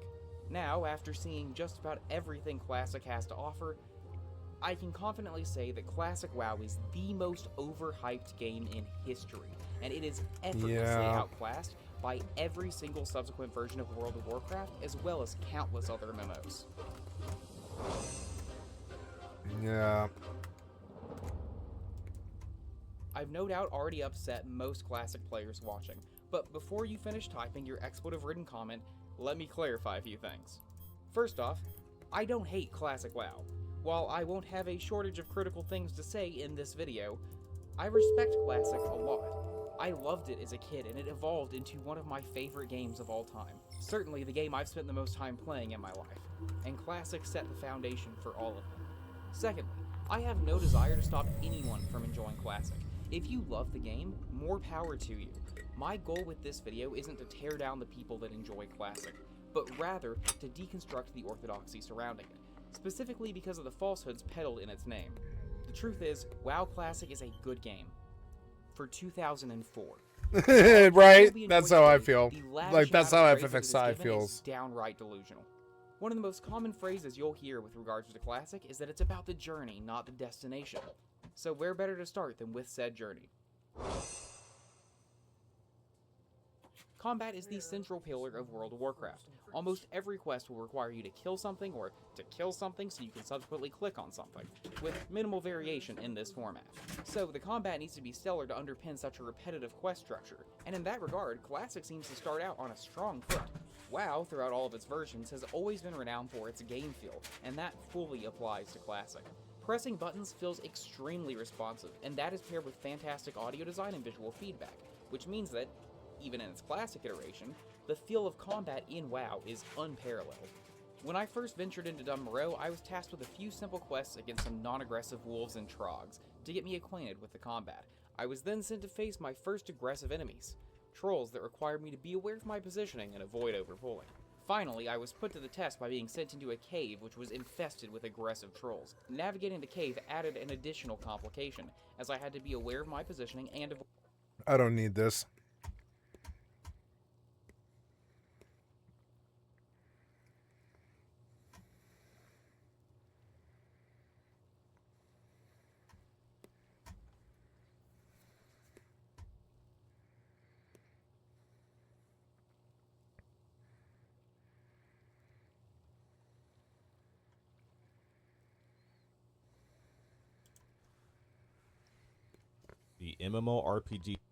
The MMORPG genre seems to have struggled in recent years, with the most popular ones today also being the same ones that were the most popular 10 years or so ago, with constant layoffs occurring within the gaming industry, shutdowns mid-development, and just overall disappointments. Things can feel stagnant in this space for gamers perhaps like you, who love escaping to a second world and getting that fix which only MMOs can provide. However, not all hope is lost, and there's still a lot of upcoming MMORPGs with potential.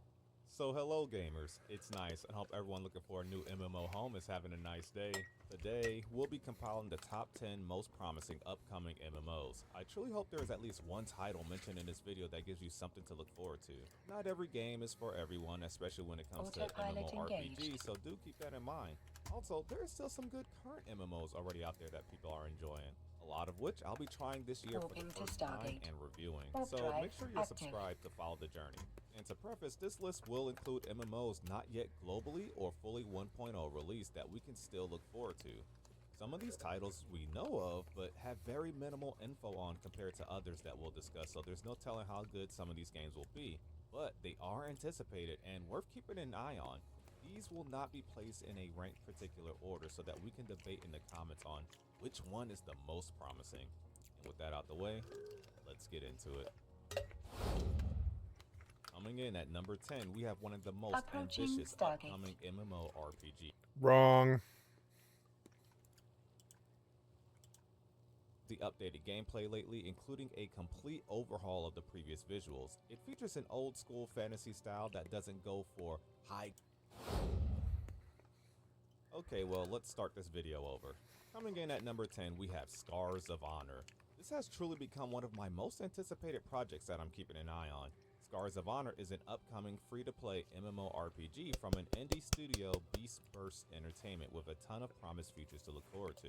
They've shown a lot of the updated gameplay lately, including a complete overhaul of the previous visuals. It features an old-school fantasy style that doesn't go for high graphical realism or a realistic art style like New World, for example.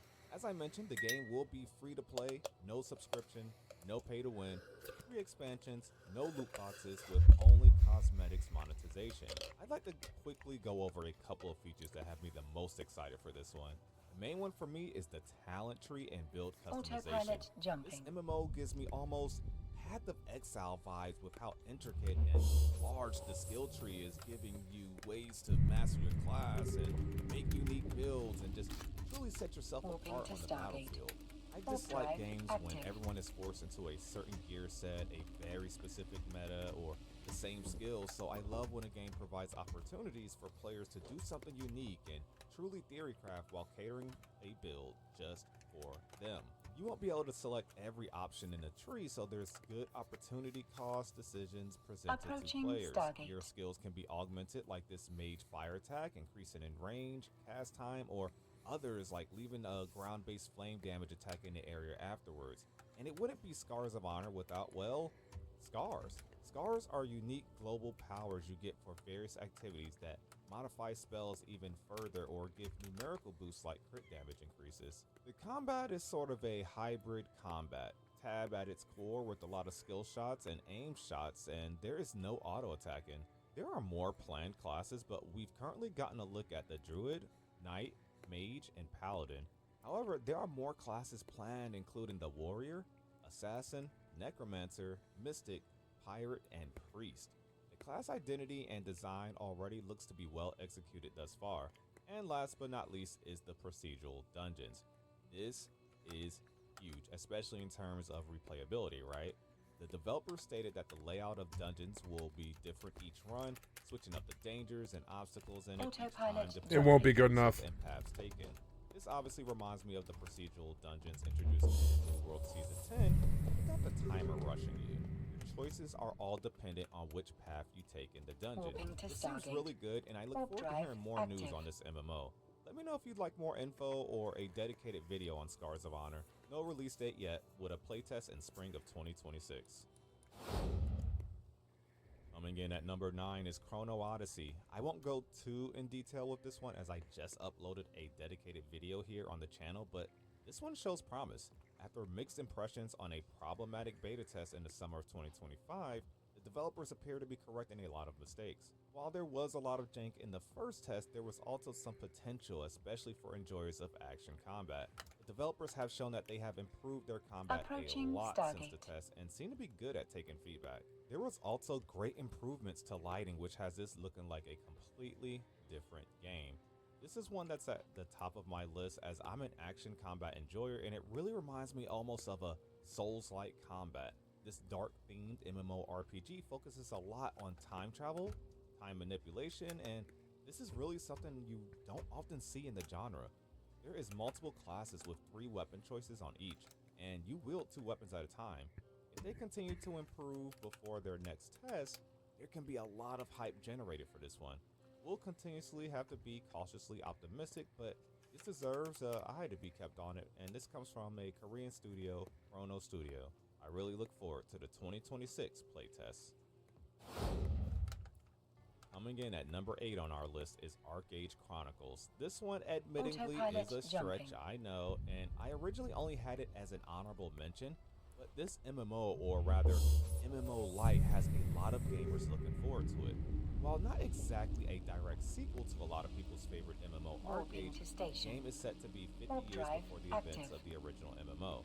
As I mentioned, this MMO Lite, or rather online RPG, is pretty interesting, so think where winds meet levels of social interactions and shared world / multiplayer potential. Arcade Chronicles combat is drastically different than that of the original MMO, featuring some fast-paced action combat which really switches things up.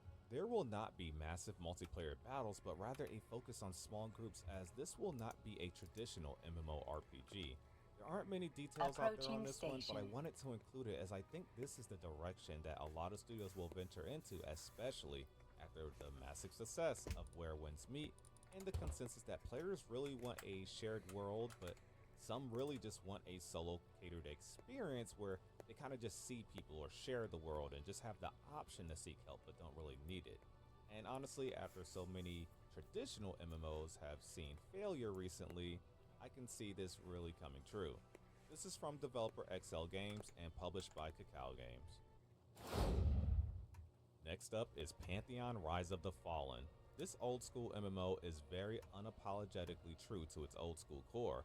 Fans of EverQuest or gamers that were playing MMOs while I was still learning my ABCs will love this one.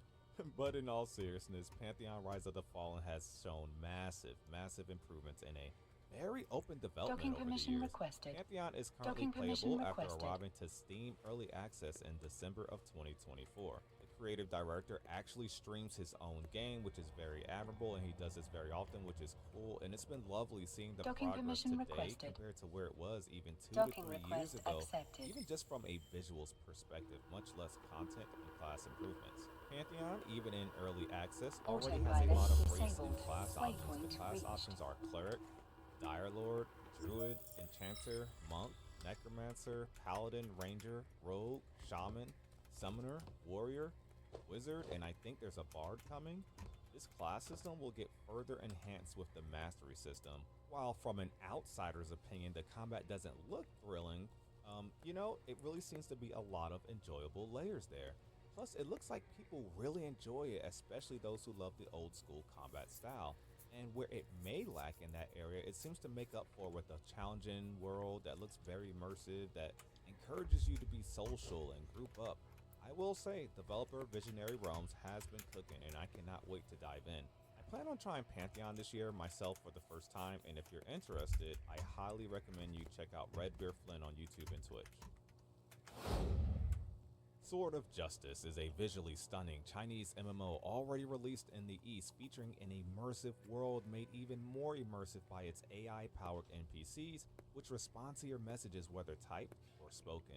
This game will remind many of you of Where Winds Meet. Think of this as the MMO version of Where Winds Meet, considering Where Winds Meet is more of a MMO light. While they have many similarities, there's even more on the MMO side of things when it comes to Sword of Justice. This game too is wuxia themed and influenced. No pay to win makes this an attractive title, but some consider some of its pay to convenience, essentially pay to win in some aspects, but it's not really drastic like you see in other MMOs. There's a lot of map to explore, including optional PvP zones, and from what players say, there is good combat here, which is surprising considering it's also available on mobile. The game has full-on voice acting for story missions and even some major side quests. And I hate to sound like a broken record for making this comparison again, or a Where Winds Meet fanboy, but it also features martial arts, traits, and skills that you can learn similar to that game. There's dungeons, 12-man raids, and even a robust housing system that is quite intricate. I do think that if this MMO goes for a global release in 2026, it could do really well and surprise players based off what I've seen after looking into it, but we shall see. Coming in at number 5 is Monsters and Memories. This MMORPG is another one going for that really old school vibe similar to Pantheon Rise of the Fallen, and capturing that nostalgia, or rather that magic old school MMO feeling that MMO enjoyers just fell in love with. Identifying with a slow pace, resting a lot, limited fast travel speed, and other old school ideologies, I believe there is a place for this project. The development for this one is open as well, and you can often find this developer, especially in between playtests, sculpting or showing things off to the world via Twitch or YouTube. This title is quite the opposite of the modern MMO, but I think that niche is why it can still manage to be successful, even though it won't be for everyone. While the graphics may seem dated, it helps keep that old school vibe, and graphics aren't everything, right? The game will of course feature a mass world with dungeons for players to explore. There's both interesting races and classes for this MMO. The current classes are Archer, Bard, Beastmaster, Cleric, Druid, Elementalist, Enchanter, Fighter, Inquisitor, Monk, Necromancer, Paladin, Ranger, Rogue, Shadow Knight, Shaman, Spellblade, and Wizard. I'm not sure if all these are playable in the next playtest, but it's really cool that they have such a diverse roster. I hope to take part in upcoming playtests this year, and we'll keep an eye on this one. Our next upcoming MMO is Star Citizen, and it has been upcoming for quite a while. This project has been in development for way over a decade. Oh, Star Citizen, are you serious? A somewhat innovative MMORPG concept. The typical endgame of MMOs is dungeon dive-in and group content after grinding and or an appropriate leveling experience or completing a main story questline. Well, Fellowship flips this formula upside down and immediately gives you that goal of dungeon diving. This is a kind of MOBA dungeon crawling simulator which focuses on the group dungeon part of MMOs. If all you do in like a World of Warcraft or an Elder Scrolls Online is just, log in, spam dungeons in Group Finder and just kind of relax, well, have I got the game for you. you essentially will be able to do your favorite gameplay loop. It of course has characters or heroes which follow the trinity of healing, damage, and tank. While you ignore traditional leveling, there is still indeed progression and new gear to hunt. The developers being allowed to focus on just dungeons allow them to make them really good and really challenging and also really rewarding for players. While LFG and group finders bother more of the old school MMO crowd and they'd likely get triggered seeing this as a game, this title strikes that itch that many MMO players probably didn't even realize that they had. Just log on and keep it a simple gameplay loop.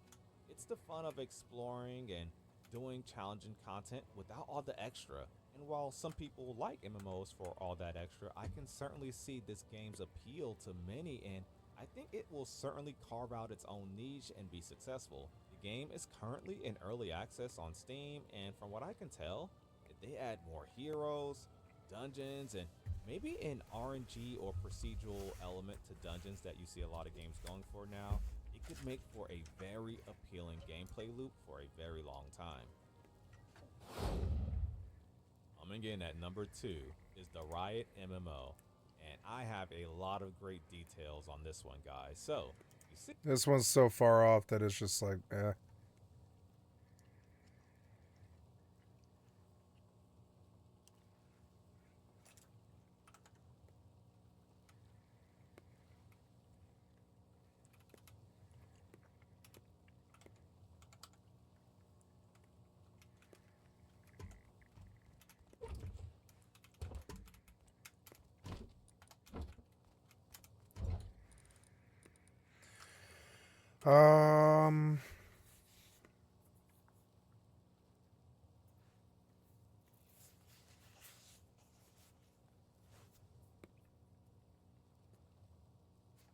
I think I will play some Mortal.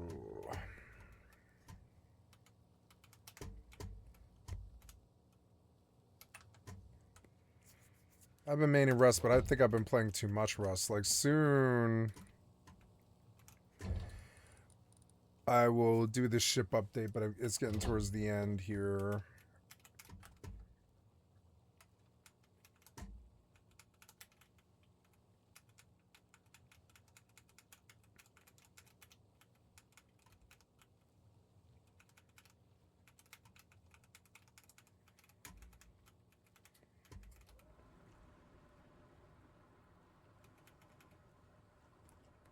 Have I got any ecumenical at all?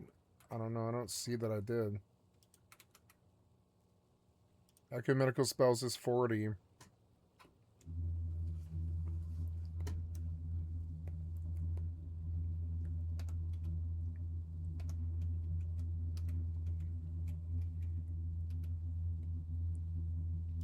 Oh, maybe I need magic schools first.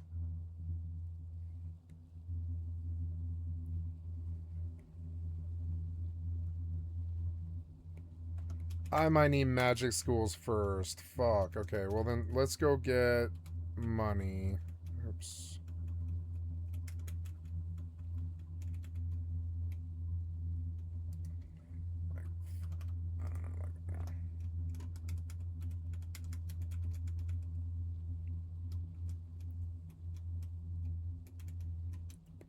We'll do magic, magic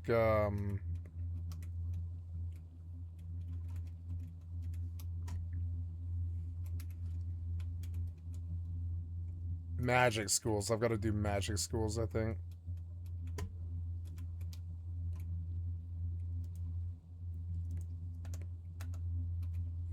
So ecumenical won't go up any faster than magic schools will.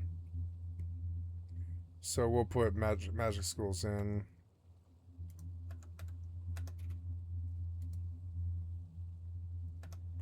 It'll take a day.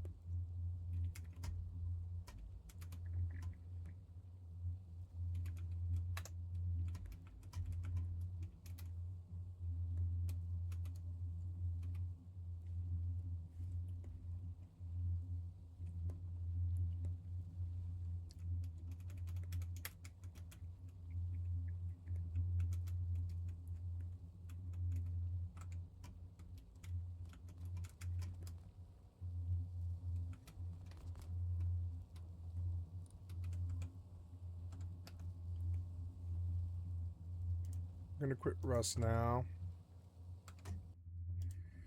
And drop out of the channel.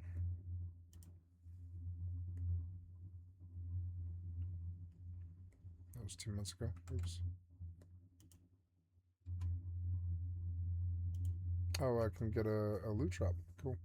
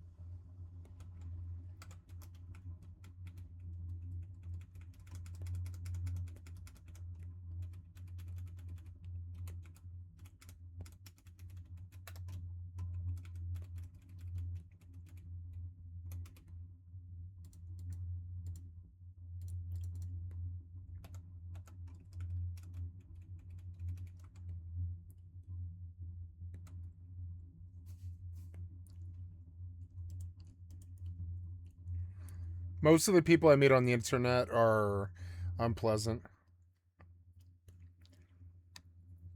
Not all of them at all. Some of them are really nice. But a bunch of the people that I meet on the internet are unpleasant.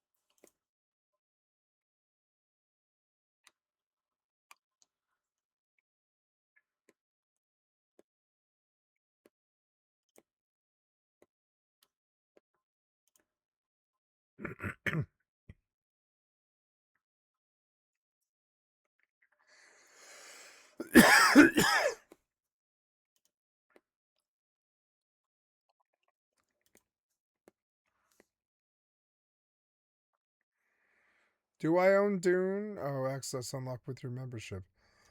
What membership?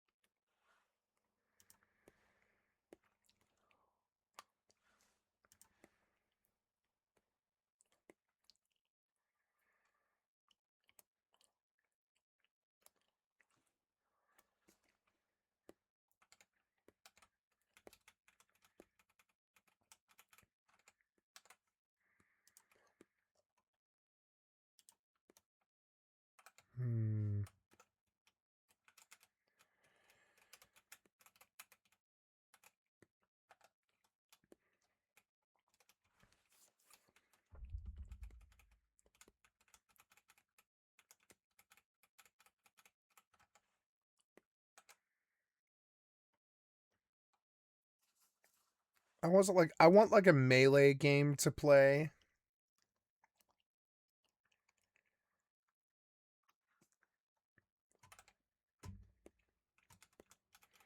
I guess it will be mortal.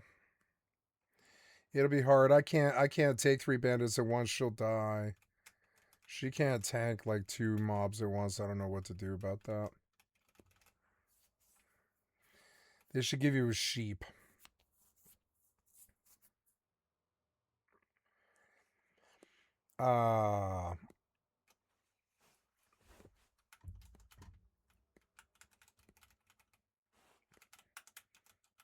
It's hard because I don't want to get locked out of Rust, but I've been playing Rust like all day. I want like a break like of pace. Could play some WoW, but that kind of saps these other titles.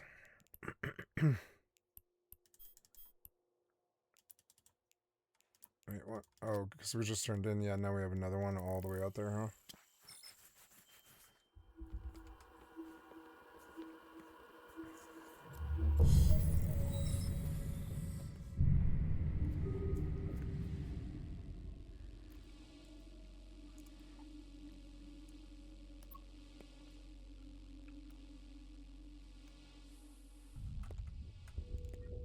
Autopilot engaged.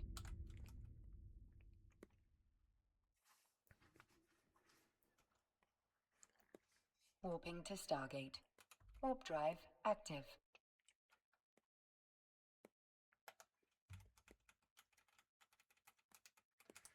Oh yeah, Mortal's resetting here in like 40 minutes, so it's like by the time I get set up, I won't be able to do anything. I need to pick something different to play.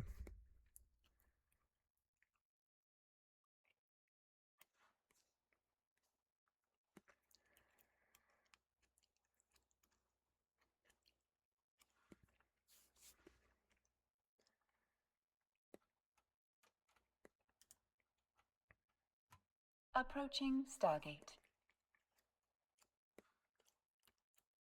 I know and believe that in this company, even though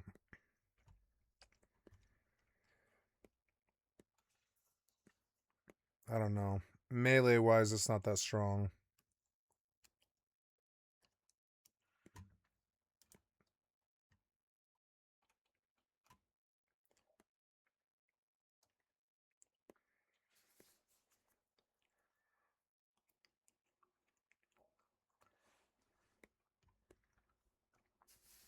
Could always work on once human, that's fun.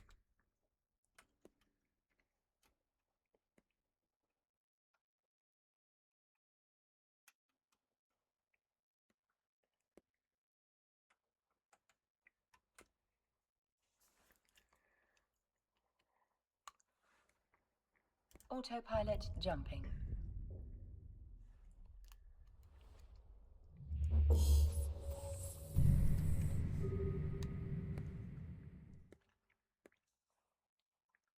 Warping to Stargate. Warp drive active. Could work on some No Man's Sky. I have a hardcore character. I like their flight gameplay. Their dogfighting is pretty fun.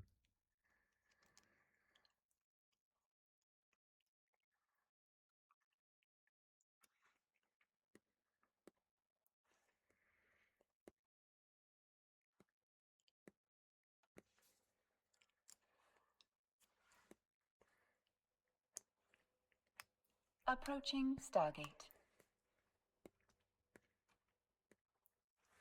Does Anniversary Edition has like a dungeon queue, but I think you still have to walk to the fucking dungeon, which sucks.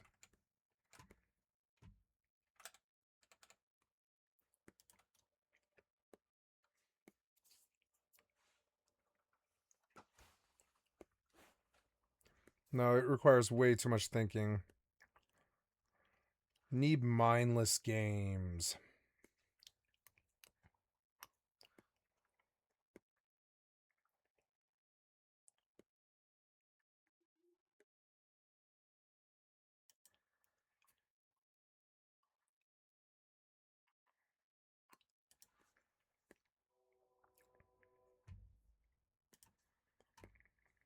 Enshrouded's pretty good. I was thinking, you know, that wouldn't be bad to kind of do.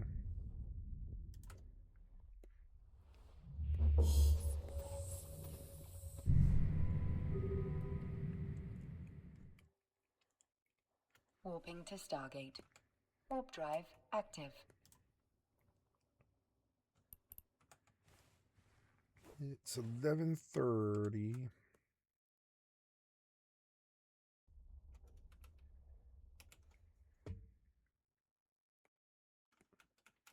Somebody made it rain in Fab. I guess I go shopping. Keep raising money. One of the things I feel that's good about shopping is I can buy a lot of cuprums, so I don't even have to think about it much. The horse, what do I do with calcs to make cuprum?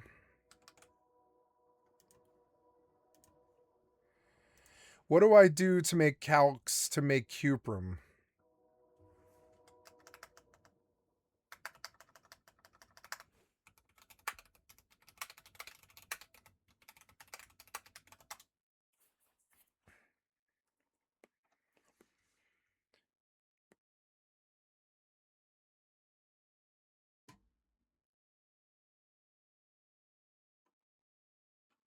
Oh, and I can't, right? I can't do that. I have to buy... So I can go to the graveyard and shoot zombies, and it is a valid way of doing it. Or I could go fight scoundrels, I suppose. That would be a viable thing. They die fairly easy. That might be more my speed. Go down into the basement and die with cuprum.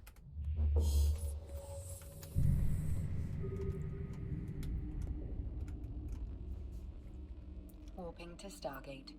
Warp drive active.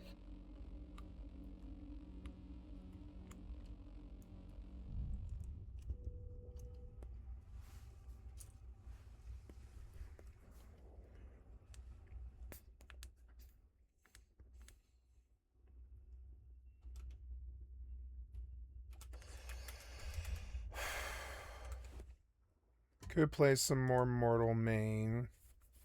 I have Cuprum money, and I chopped wood all day, and I could go just like shoot lightning and mobs all day. It would be pretty fun.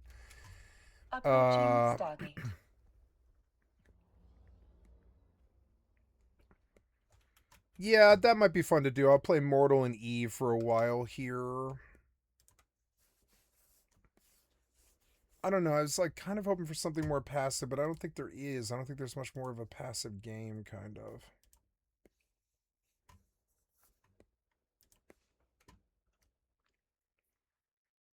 Once human.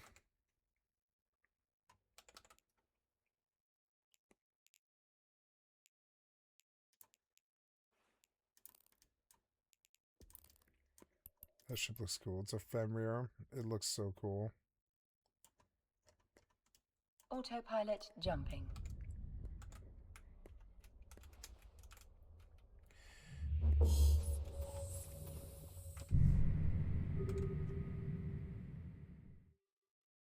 I guess I should like stumble along a row popping stop signs.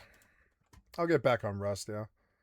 I was just looking around at other things I could play, but there really isn't much that really jumps out at me. A lot of the titles are kind of like played out to me now. It's unfortunate. Like I could jump into a Scum or something because I still haven't done the building in Scum. That's like a new frontier to me, building in Scum, but I don't know why you would really build in Scum on a single player server. I don't really know what it would do to benefit you, really. And Scum isn't my style of game either. I know it isn't. I will go shoot. I got to decide where to go if I'm going to be a caster, or if I'm going to go be a mage and cast spells at things. Where do I go? Do I go to the graveyard and kill the general over and over again? Or do, I think that's what I'm supposed to do, yeah, and get Clade that way and just run back and forth from the general. Maybe I could get, I think you're actually supposed to. You're supposed to do that if you want to get further to do other quests, because I can't take other quests.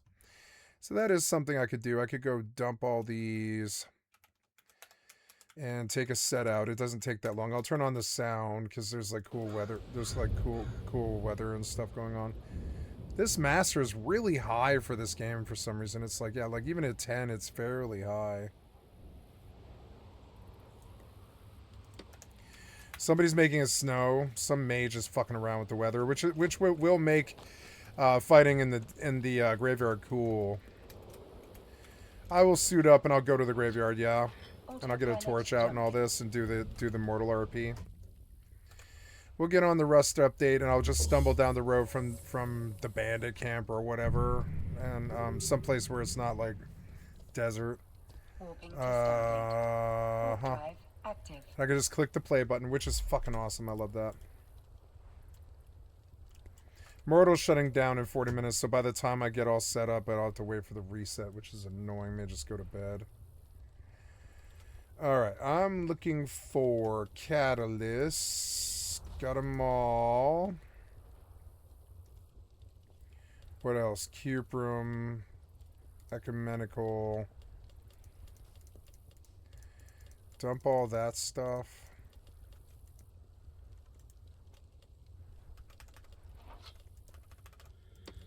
Approaching Stargate. There, now I've got like kind of a load. I don't know. I should have more Cuprum than this. Maybe I don't. Maybe I used it, huh? So I'll go spend some money. We'll take like 111 gold and we'll buy Cuprum.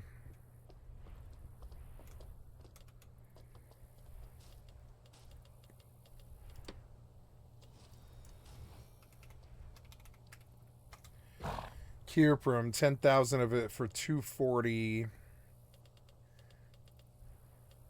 Price lowest first.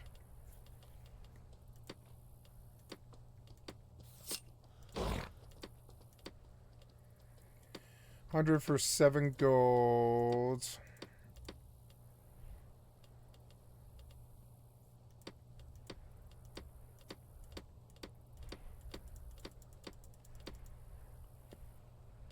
Or 10,000 for 224.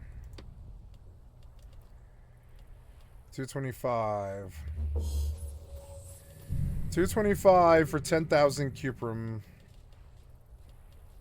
Which I could do. I could just, and then I wouldn't have to worry about Cuprum for a long, long time. But it's kind of extreme. Go back to page 1 and cycle through till the stacks of 100. Here we are, 7. Buy like 4 stacks or something. 5 stacks. There we go. Now I feel like I have a little bit more Cuprum. We'll take like 200 of these and the other 300 we'll put away. I will have to learn to make Cuprum, but I'm not there. I'm not there yet, so I'll just cover the cost of my being a mage, you know, I'll cover it. Okay, what else? We get all the rest of these tools away, and I pull out a set and a dagger and jewelry and food.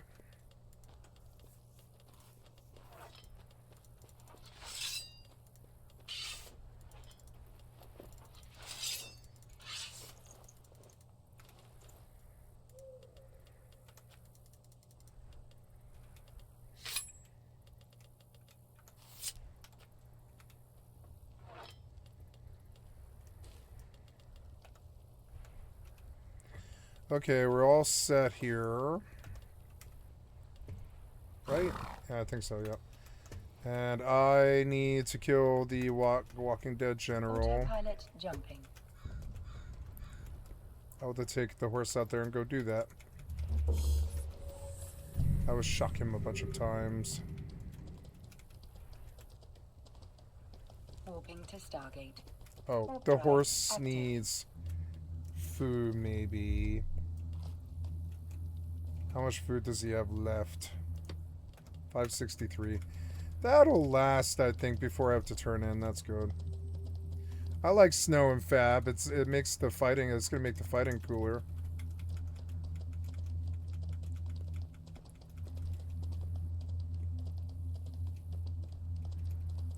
Before I leave town, I will pee. leave it on E for the moment. Get in and take me to Bandit, and I'll wander and hit the road for just, you know, incidental farm very lazily as I push in all these games for goals and stuff. BRB.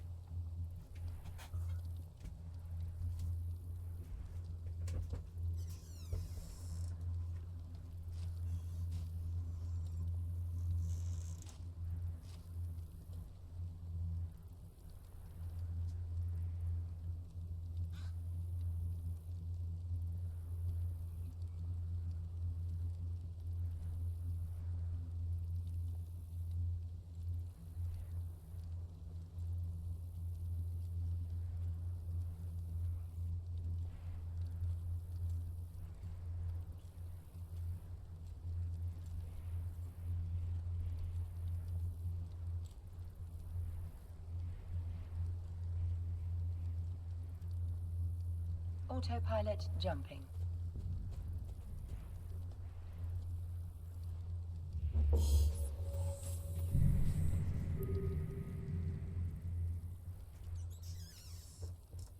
Warping to Stargate. Warp drive active.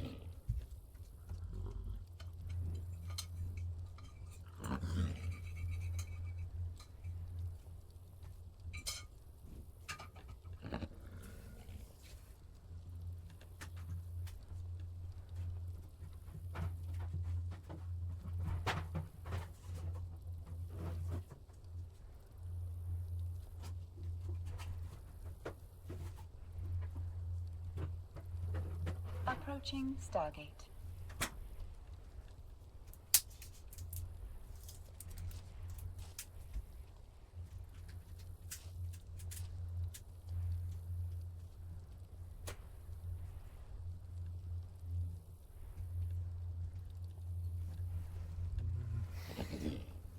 Okay.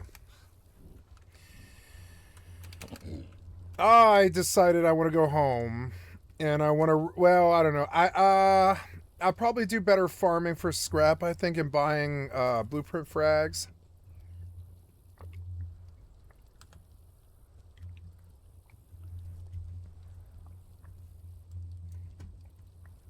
I will run the road south to Radtown. Radtown has a green card, doesn't it? I don't remember.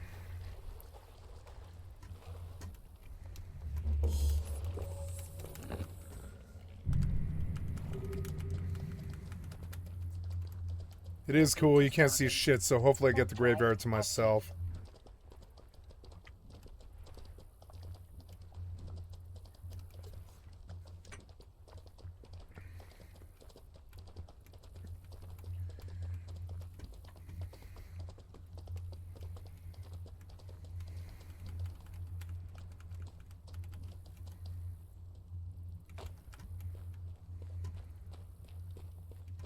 There's bodies here. Someone here. Did you pull the boss? Yes, he did. Blood rave. Fucking lame.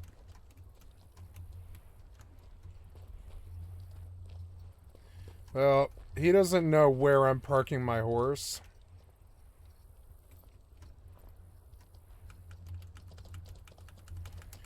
I will fight zombies in the snow, but I don't want him knowing where my horse is, so gonna just take the horse back here.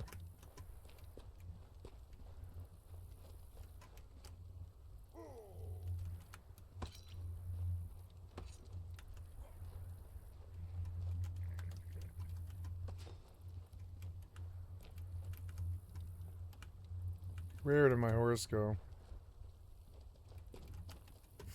Fuck did you go? Come back here. Yes. Stay here. Autopilot jumping.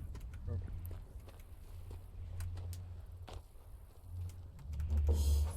Cool. It is cool. Look, it does look cool.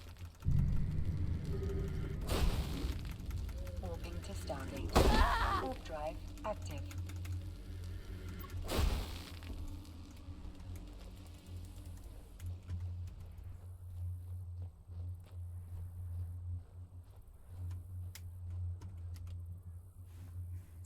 Just keep it simple. Approaching Stargate.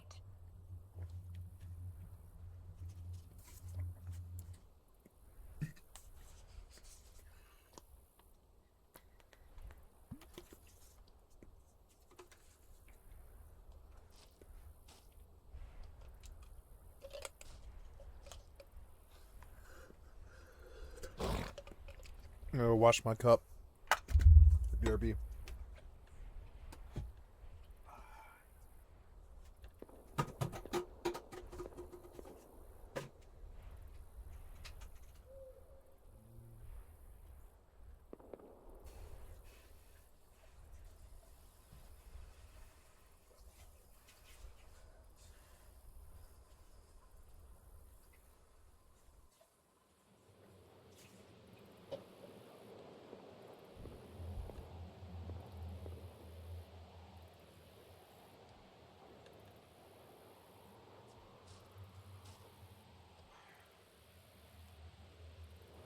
Autopilot jumping.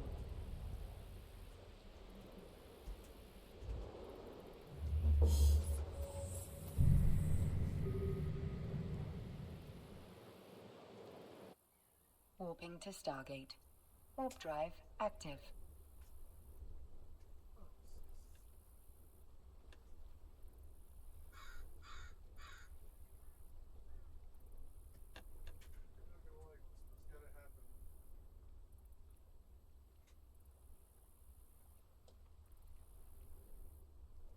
Approaching Stargate.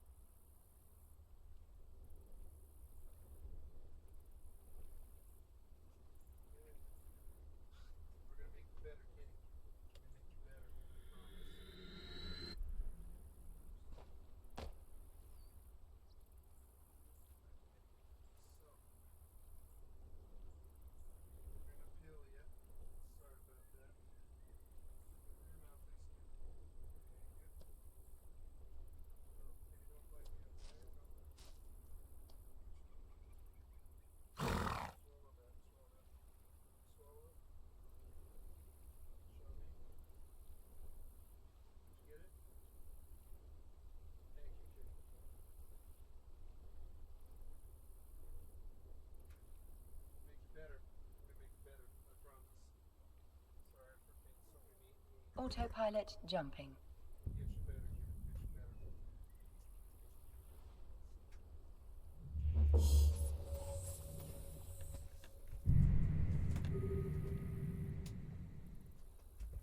Warping to Stargate. Warp drive active. Sorry, I had to give my kitty her antibiotic pill. She's sick. Poor kitty. Poor urinary tract infection kitty. Oh, the weather changed. Yay. Now I changed this somehow, did I? Oops. Okay, so let's do 6, 7, 5.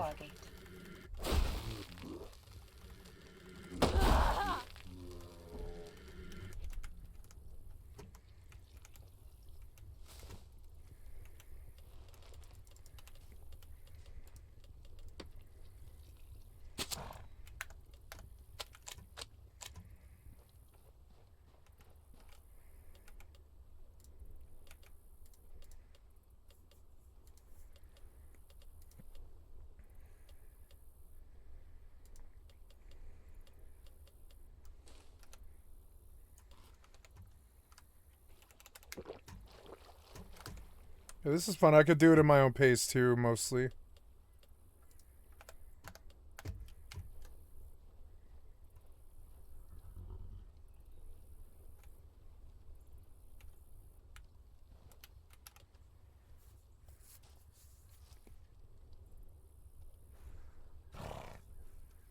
Autopilot jumping.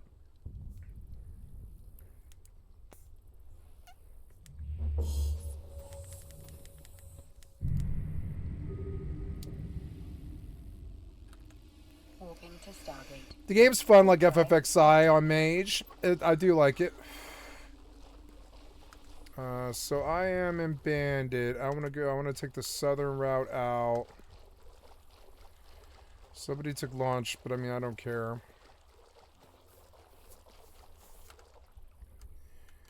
Okay, let's get up.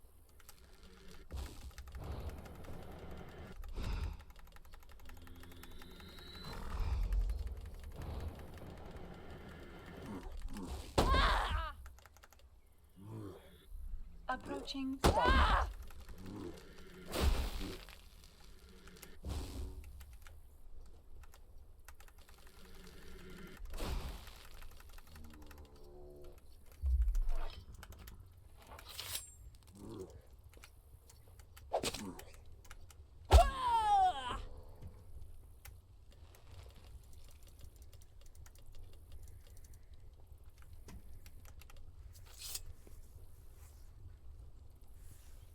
Shooting zombies is fun. Change the pace from chopping trees, and I could do it for a long time. Doesn't really matter. I want to snag the undead general, however. And I'll just dagger his ass if I have to, if it means outbeating somebody else. I can see somebody moving around out there. Autopilot jumping. The undead general's not here, but I'm going to await him.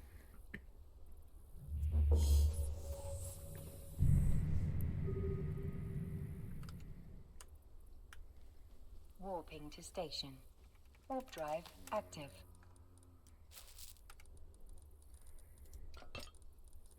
Oh yeah.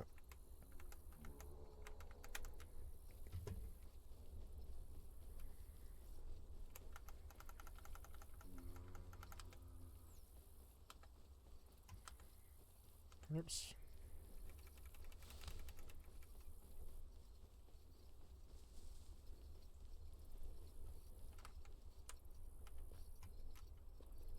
Approaching station. Lots of zombies.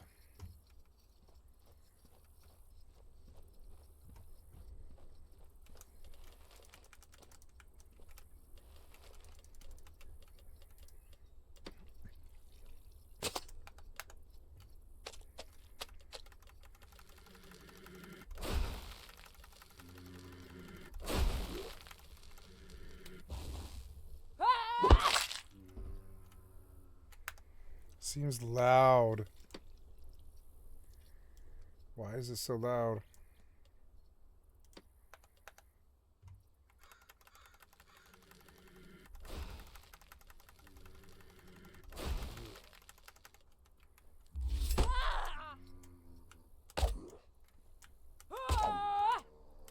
Docking permission requested.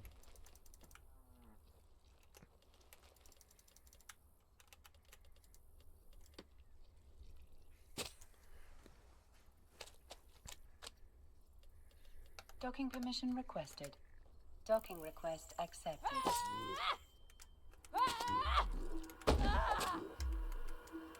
Autopilot disabled. Waypoint reached.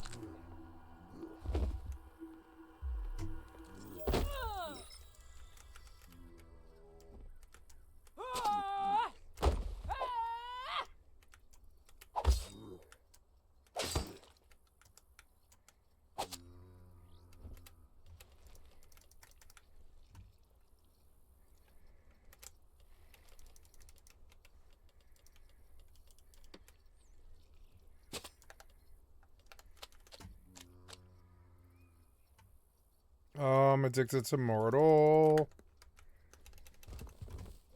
Medieval Rust is good.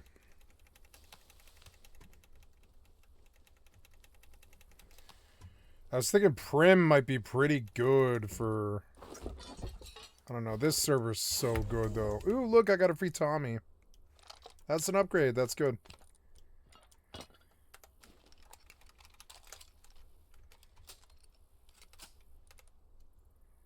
Yay, upgrade. I'm going to take all this stuff off the Tommy and put it in my one slot. I'm going to put the prototype in my backup as a sidearm and just take it off when I get home. You go here, you go here, you go here, you go here.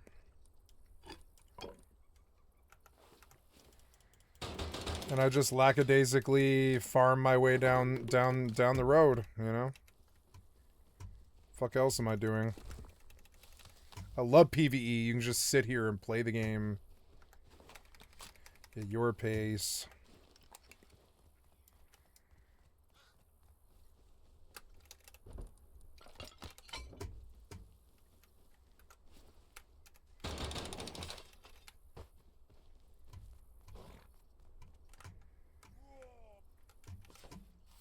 Oh no, did you take my thing? You did. I want to kill on him too.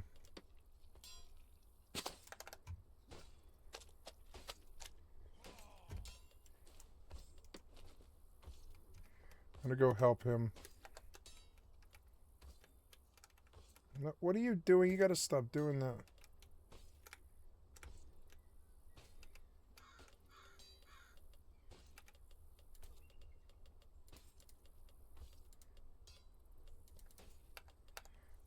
Oh, don't kill him without me. No.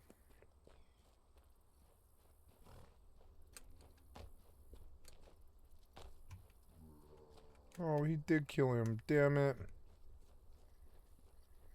He killed him without me. Oh, well, server's shutting down in 10 minutes anyways.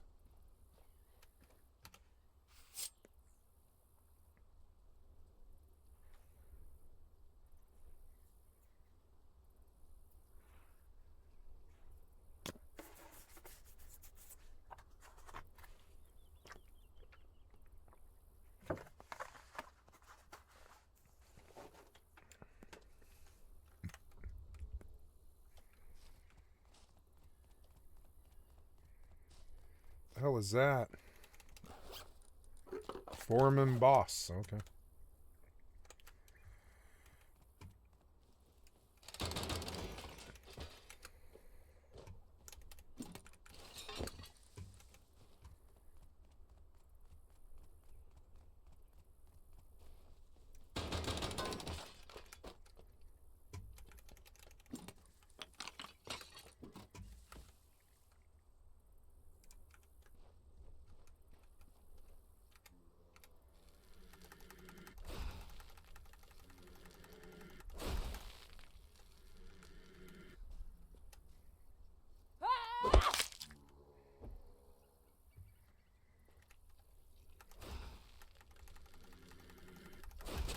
I like the lightning if you look at it the right way.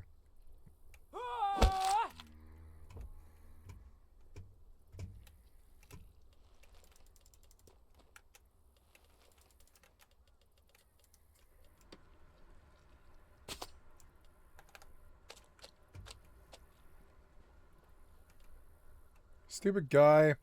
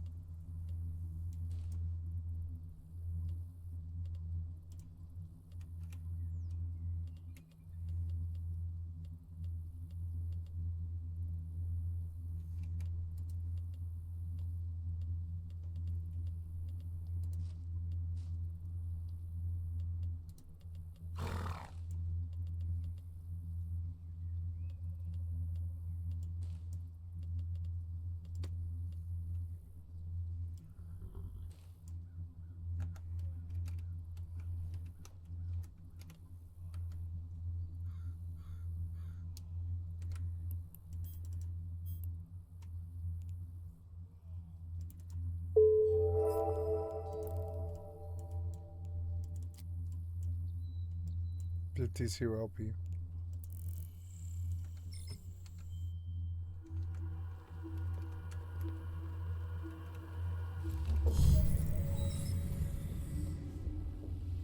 It looks cool.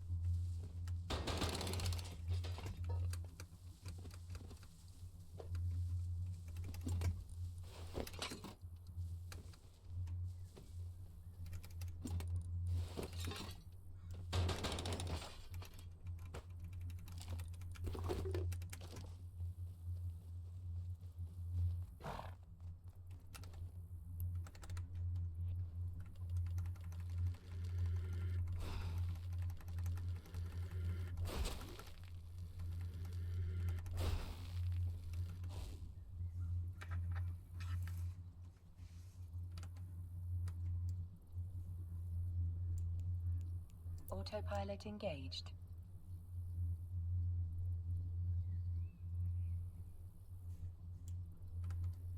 Warping to Stargate. Warp drive active.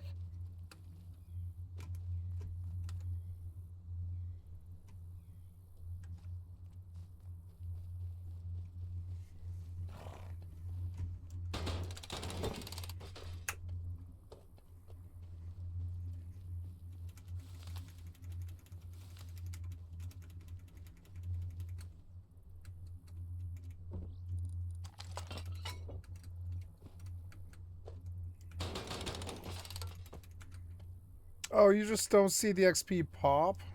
Approaching. Oh no, you do. It's up there. I see it now.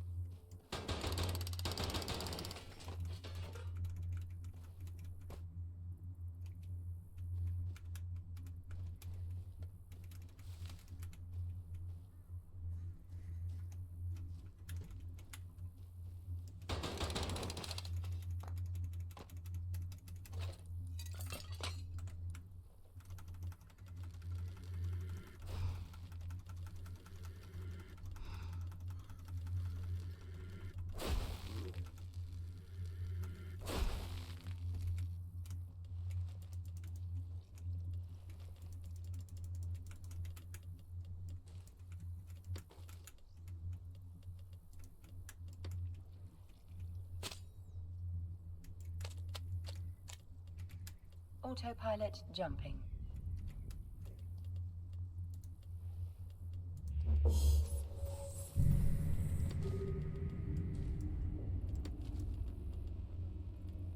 Warping to Stargate. Warp drive active.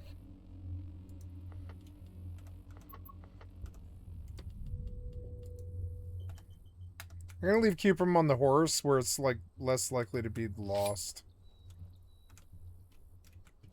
I like being a mage. It's in PvE. It's quite fun actually.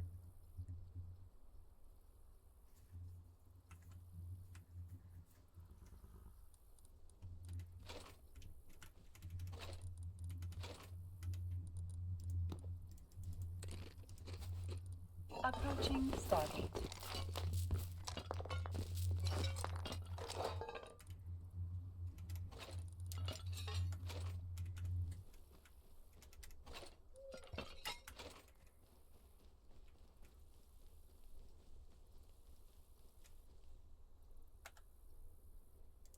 When I come in, something changes. There is that the game turns the DLAA off. It looks way worse, and that's what it is every time too. It's so annoying.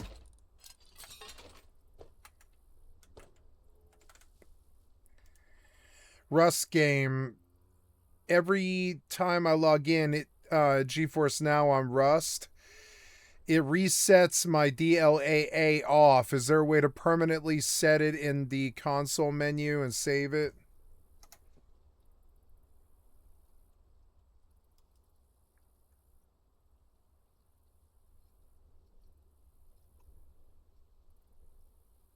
Autopilot jumping.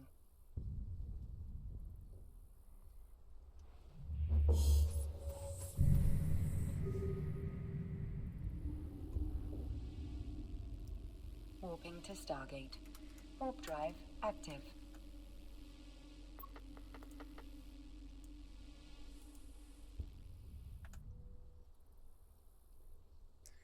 Alright, that's better. And I needed to always do that, so...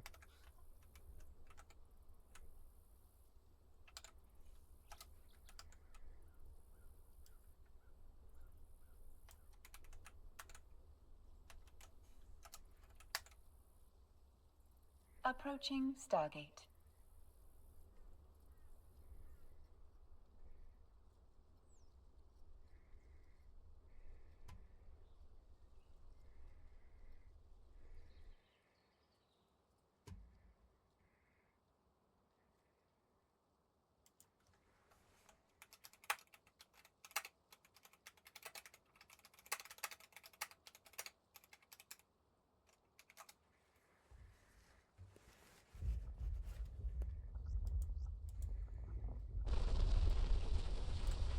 Oh, it kicked me off? Yeah.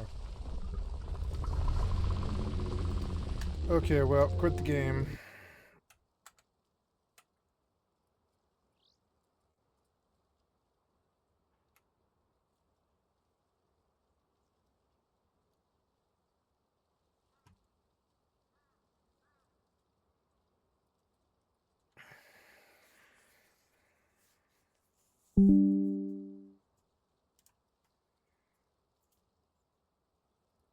Autopilot jumping.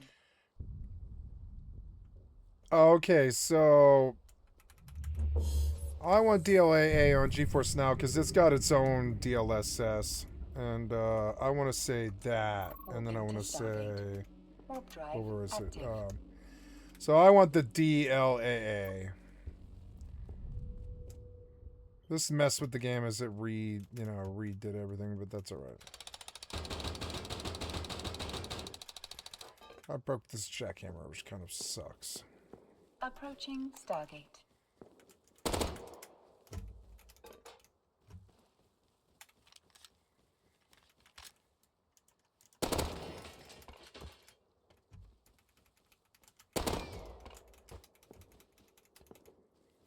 I love the sandbox sounds. Humans doing stuff. Okay, Mortal resets. How long does a Mortal weekly maintenance take usually?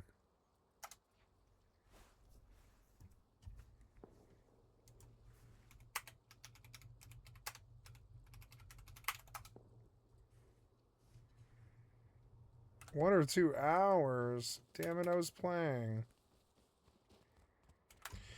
Well, since Mortal's down, I will log into Once Human. Alright, there are zombies here, huh? Autopilot jumping. Oh, God. You keep messing me around.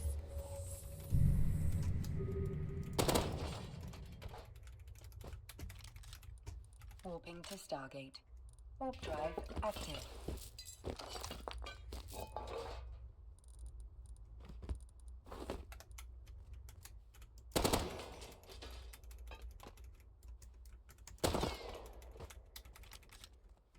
I like shooting guns to break barrels.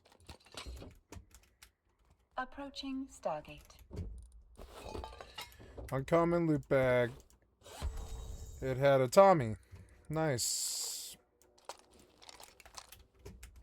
That proto will go in the PvP box. I will use it to go take monuments and stuff.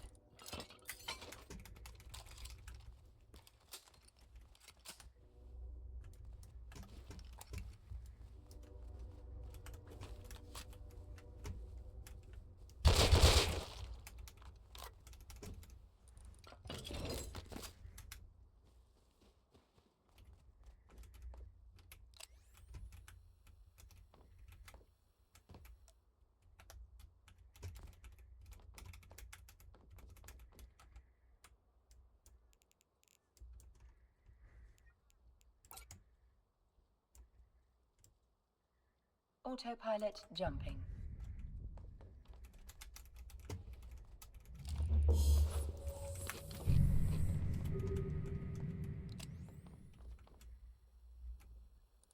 Warping to Stargate. Warp drive active.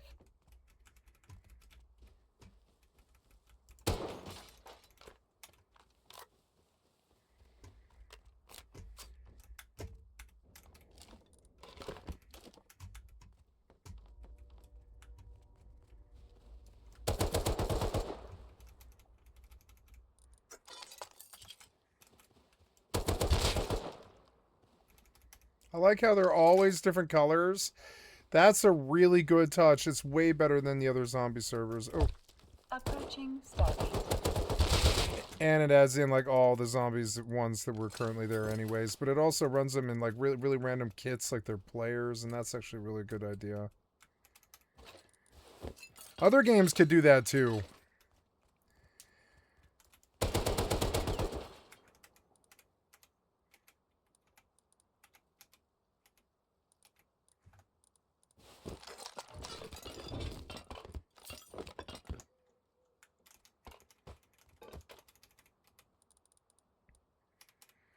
Well, I guess I'll have to go recycle.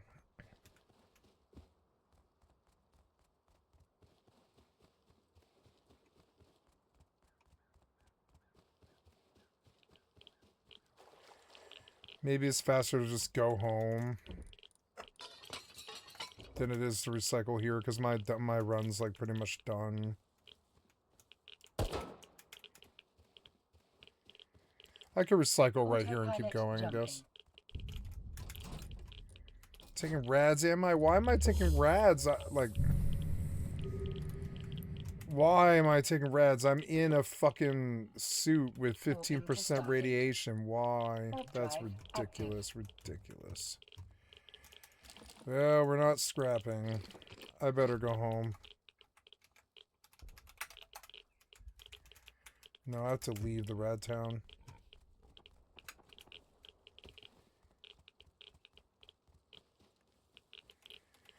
Well, it was a good run. Got a lot done.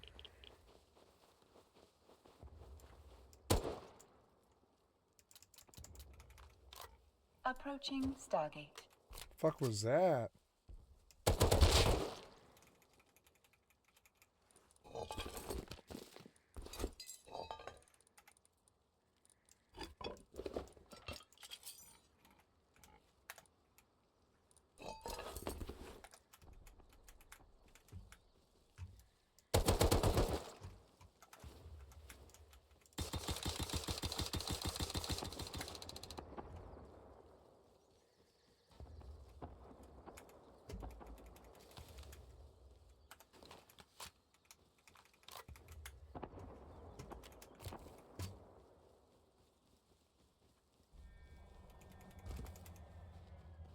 Yeah, you can just set like a teleport here if you want.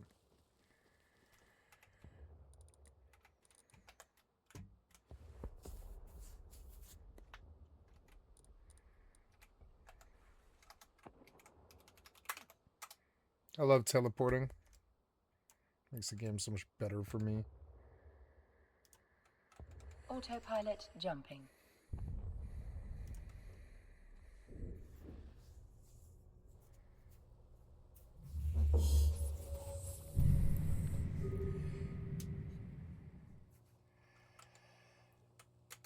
Warping to Stargate.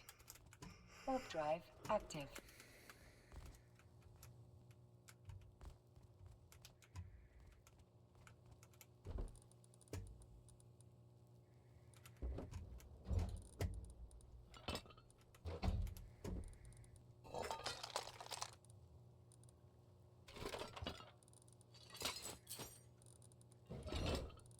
Oh, I could have used that car thing, but no, I don't think I'm messing with cars this wipe.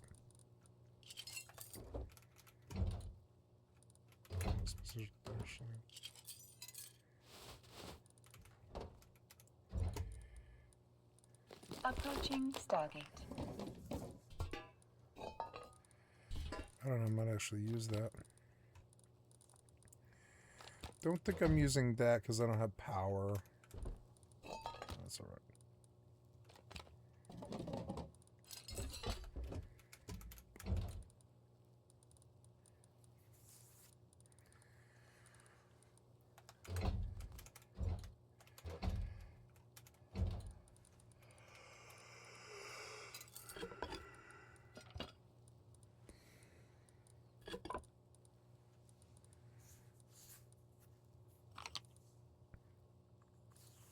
Extra kit stuff.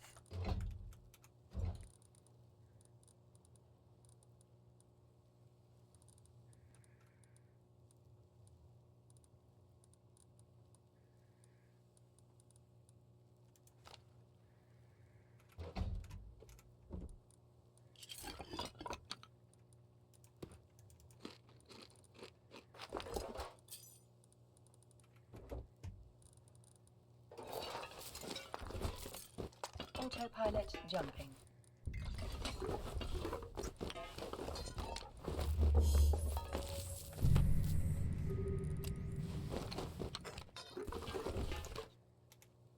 Warping to Stargate. Warp drive active. That was 110 scrap, not bad.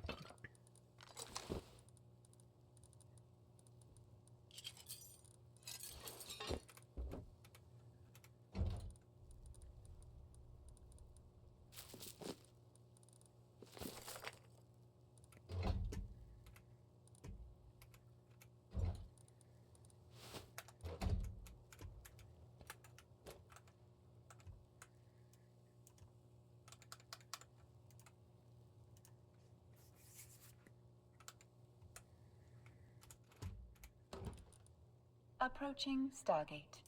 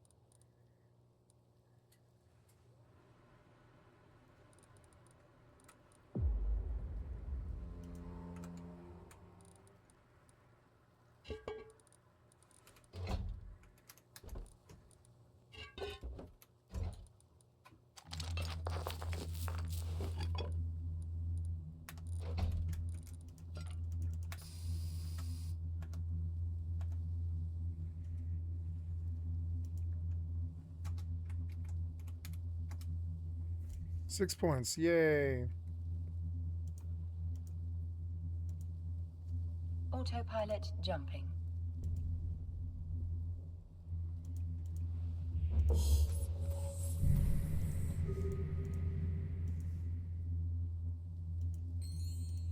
Warping to Stargate.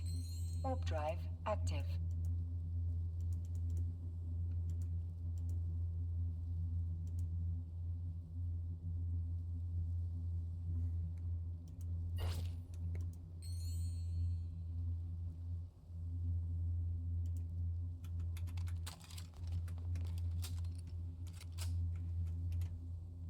Two Tommies and a busted LR. 430 scrap for the kitty though, which is good. I'm gonna train this Tommy just so I know it. I can make them now. Approaching Stargate. Which is cool. That is cool. You know, definitely.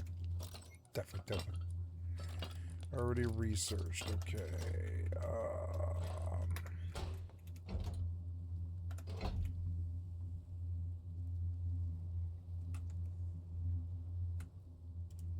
This messes with my sound when it does this.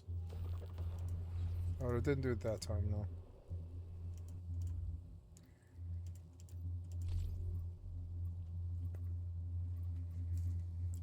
My raid zone base is gone, right? I want to go see if my raid zone base is gone. It's gone, right? Of course it is. I just want to see, though. I'm just curious. I don't care if it's gone. I'm just like, you know, I wonder if somebody did crack in that base or if it still stands. Did it fall apart? It probably fell apart, huh?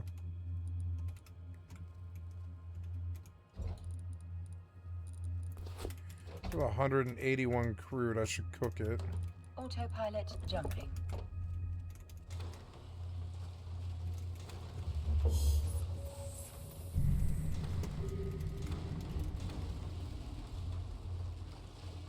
Warping to Stargate.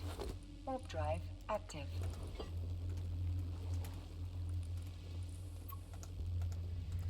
Let's scan the map.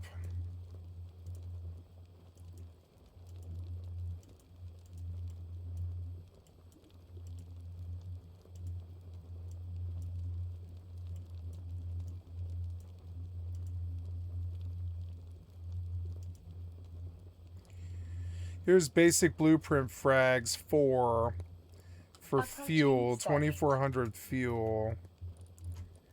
That's a lot of my fuel. I can't really take a loss like that, but it was, you know, it is an option. It's interesting to discover it. Let's go back inside. I'm learning that I might need to get a shirt. Or I will in the future. I think I can buy one from the town, I suppose. I could just wear, since I have flashlights on both weapons, I could just put these things away. It's fine. I'll wear this suit. Wear kits like that for when I take off on the boat.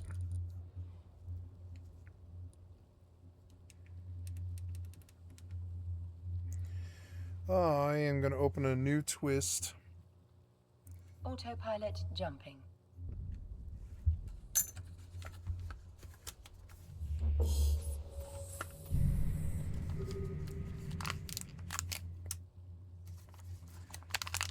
Warping to Stargate. Warp drive This is active. berry gelato. That'll be good. I've not tried this one. Yay, one that I haven't tried. It's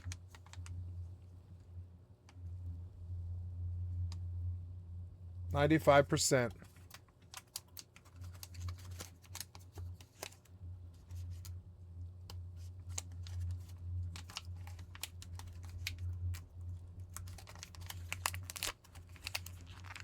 Stupid package. Smells good. Immediately. Oh yeah, that smells good. It smells real good. Let's get high. Let's get high. Oh yeah.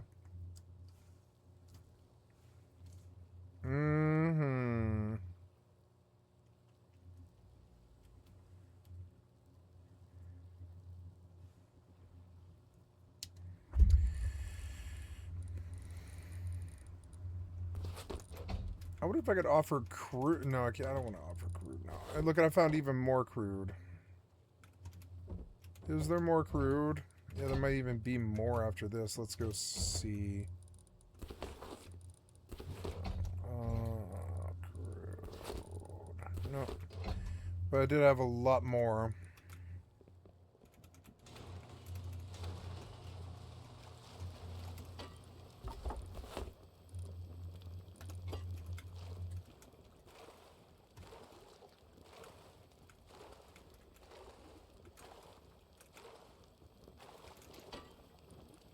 Autopilot jumping.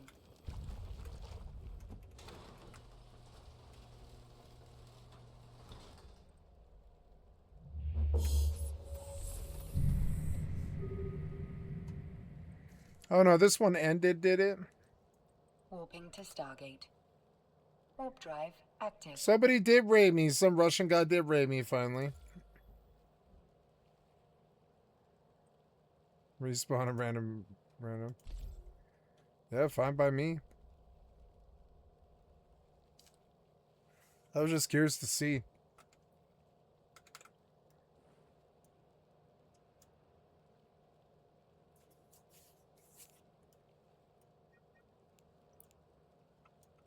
Okay, time to try out this new flavor. Approaching Stargate. Berry gelato. It's quite good. It's one of my favorites instantly. Oh yeah, that one's inspired. It really is. Hmm. 221, not bad.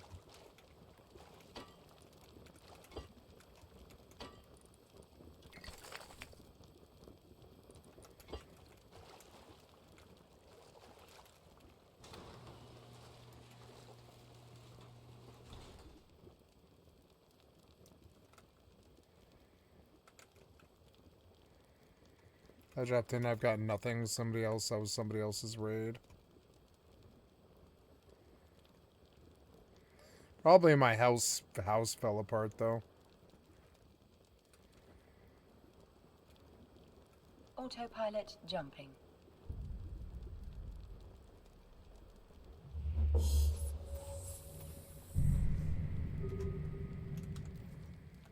Okay, I'm gonna leave.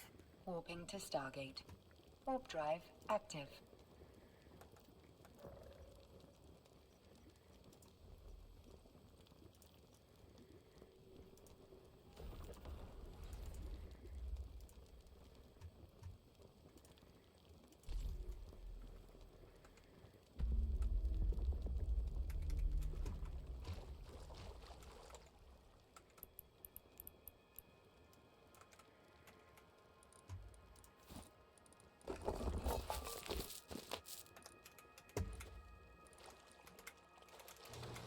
Approaching Stargate.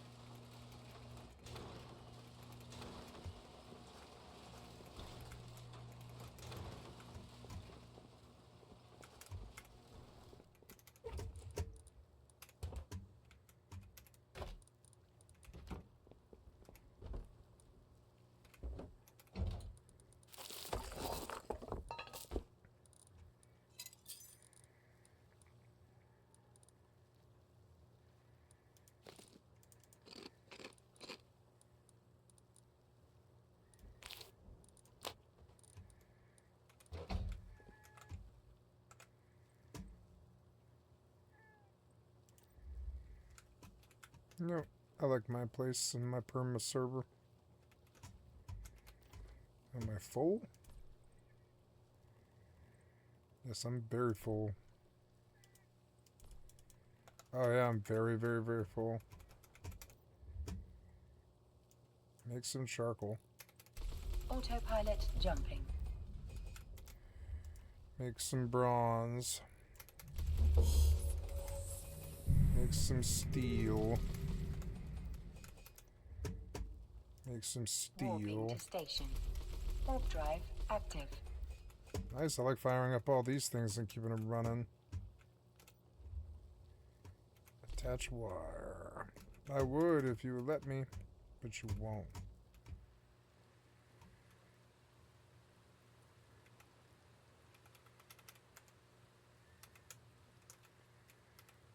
Attach wire.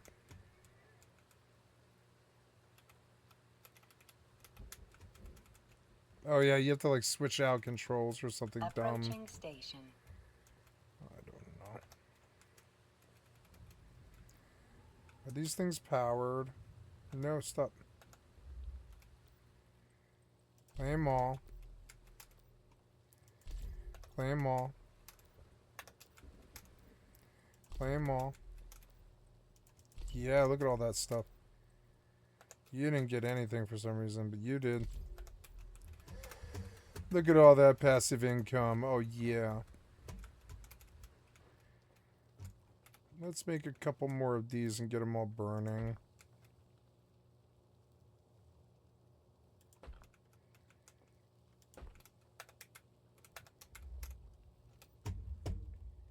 Docking permission requested. Docking permission requested.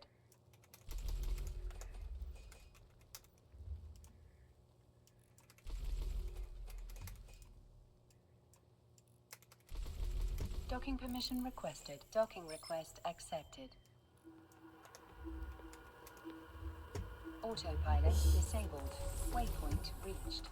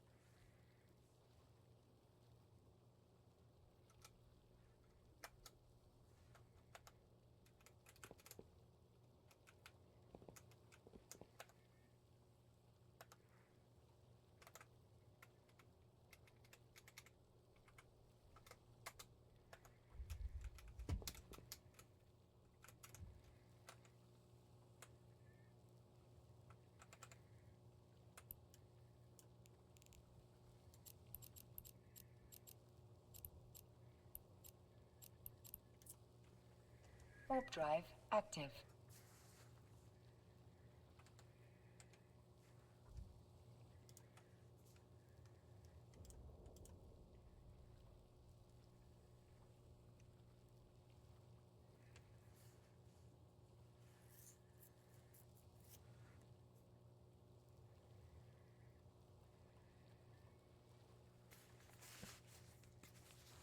Docking permission requested. Docking request accepted.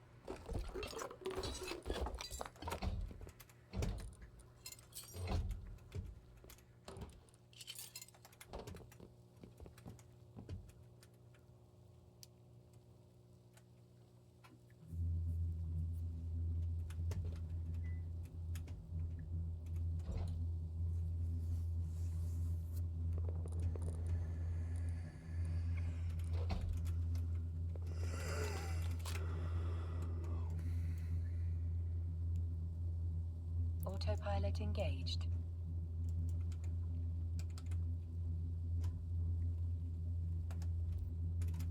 Warping to Stargate.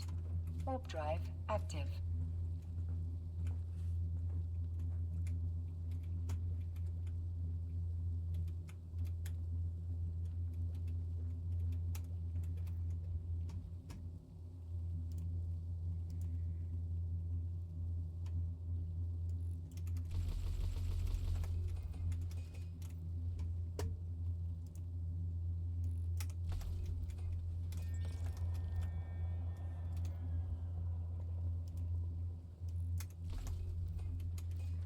Did get a lot of XP for that.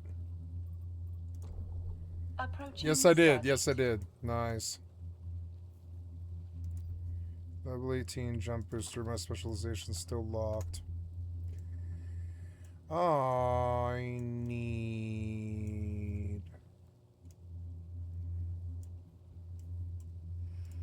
maybe a deviation storage crate would be good. Maybe a medium garage. Medium garage. You can get a turbo pickup or an alloy frame. Large garage gets trailer head. I don't know. Flight tech. Wait, you can get flight tech? 2-seater aircraft. But it's 52 down. That does sound cool, though. I wouldn't mind that. So that's a goal. Autopilot jumping. Taste of the past would be good if I can make things with it. Yep. Taste of the past 2. Electrical kit. Warp drive active. Power upgrades, but I need energy link and I'm out. So let's go sell. Yeah, what do I care? I can sell like all of this, I think. And there's still a lot of it coming, so let's go to Deadsville because it's probably free. One of the reasons why I built here.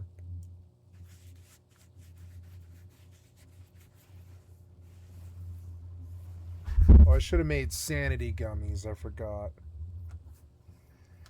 Approaching Stargate.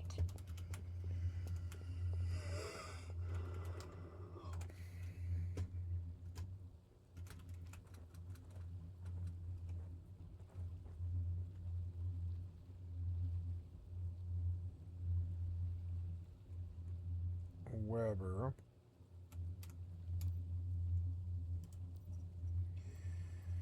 Okay, we're gonna buy all that stuff, but first we sell materials. 328 bronze ingots, 45 copper ingots, 122 steel. All the rest of that we're gonna keep. And cost I don't really see too much. But I can continue training.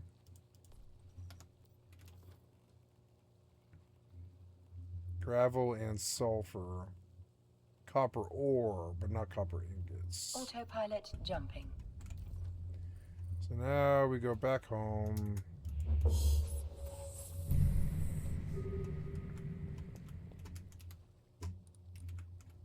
Warping to Stargate. Warp drive active.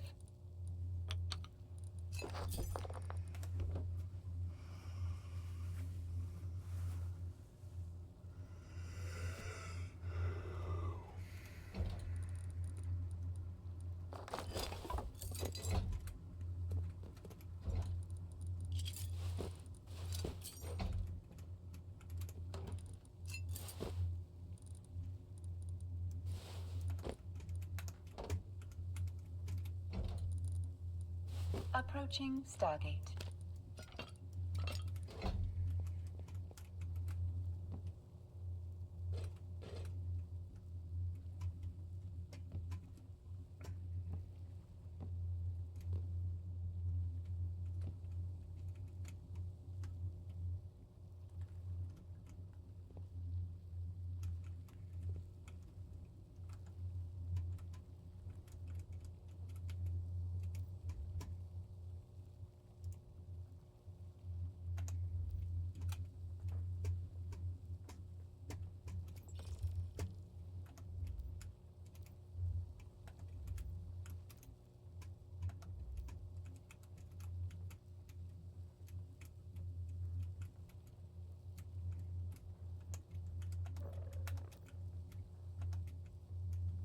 Autopilot jumping.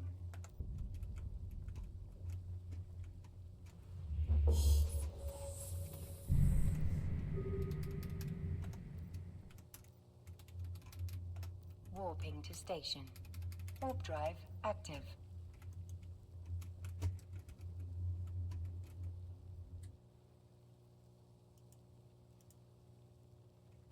Wait, how do I not have copper ingots?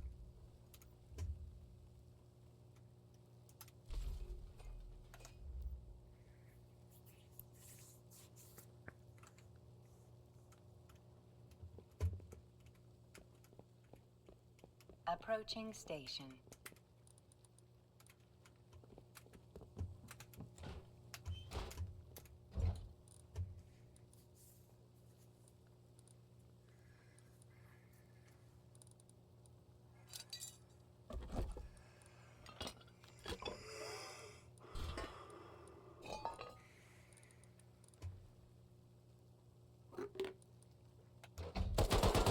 Oops.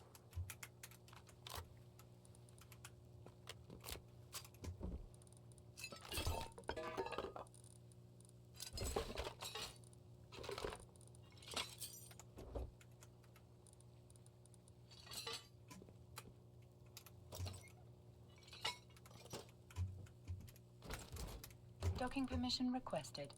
Docking permission requested. Public military school looks so cool. Docking permission requested. Docking request accepted.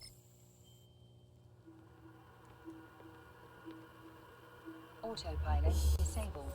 Waypoint reached.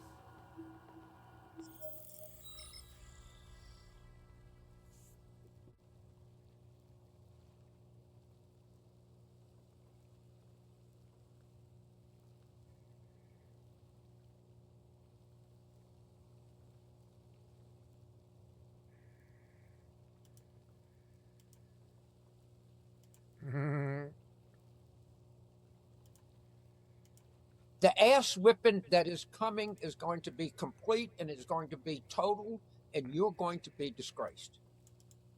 So go raise all of the fucking special interest, corporate, crypto bullshit money that you can come up with. Is not going to do you any good. It's not going to do you any good. You can knock down the East Wing. You can shit all over the Kennedy Center. It's not going to do any good because the country hates you. Happy Super Sunday or whatever you want to call it. If we're here in New Orleans, you might hear some music in the background because the Mardi Gras parades are cranking up, and it's a beautiful day here, and people out in the streets having a good time. My recommendation for everybody that loves the United States, every patriotic American, every person that is disgusted by the putrid behavior of the United States government, join the party, because it's coming to an end. We're not just going to win, people. We're going to win in ways that you can't imagine. And not only are we going to win, we're going to watch these sorry, slimy people in an effort to try to save themselves, disgrace themselves, disgrace their families, disgrace their children, their grandchildren, their great-grandchildren, and everything else. If you want to know who I think exemplifies the Republican Party today, it's Lindsey Graham. That's right. That spineless jellyfish who don't know what the fuck to do is leading the party. I'm watching Bill Cassidy, who was at one time a regarded person, was a physician, is on TV making a jackass out of himself. The same thing is happening all over the country. Why are you doing this? Why are you clinging to this? Why are you ruining everything? You're not going to be able to ruin the country. You're seeing these courageous athletes in Italy. You see courageous people in the streets of Minneapolis. You're going to see courageous people, about 1 million, show up at the next No Kings rally. The ass whipping that is coming is going to be complete and it's going to be total, and you're going to be disgraced. So go raise all of the fucking special interest corporate crypto bullshit money that you can come up with. Is not going to do you any good. It's not going to do you any good. You can knock down the East Wing. You can shit all over the Kennedy Center. It's not going to do any good because the country hates you. They literally cannot stand you. And I'm not talking about just people that listen to this YouTube channel or partisan Democrats like Carville. No, they all hate you. And I know that because I walk around and I interact with people. I don't live in an ivy tower. I don't live in a deep, deep, deep blue place. I see the disappointment on faces of people that, all I know, may have voted for Trump. I'm looking at election results. And when I'm watching entire people that have had an accomplished life, that have had a life of some pride, become Lindsey Graham, the most pliable, malleable person in the history maybe of U.S. politics. And by the way, we got a real shot here at the South Carolina Senate seat. I think we're going to win it. We got a tremendous candidate. I mean, tremendous in Dr. Annie Andrews.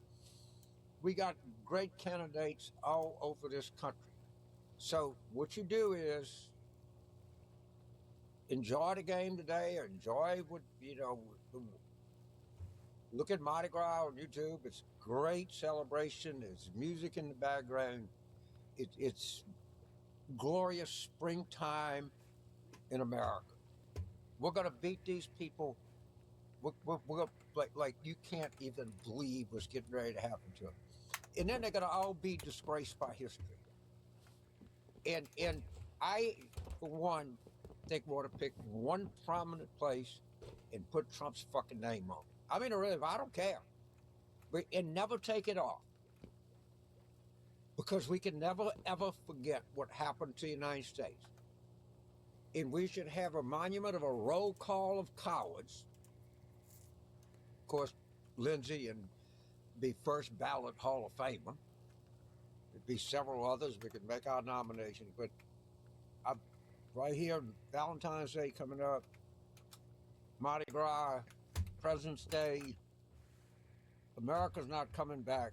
The United States is back in our glorious moments ahead of us, because we're going to show these cocksuckers exactly what we think of them, which is we think there are people that have drugged the name of this great country in the mud, that have stolen everything that's not tied down, and then taken a crowbar and taken everything tied down and stolen it too.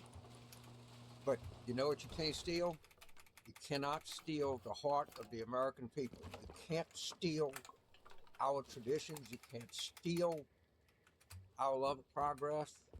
And we may make a mistake, but we're going to correct it, and you're going to get corrected with the mistake. So, I don't know about you, enjoy my family, enjoy the game, enjoy Carnival, and most of all, we're going to enjoy ourselves in November when this fat sack of crooked shit is disgraced, and all of the acolytes around him will be disgraced even more. Thank you very much.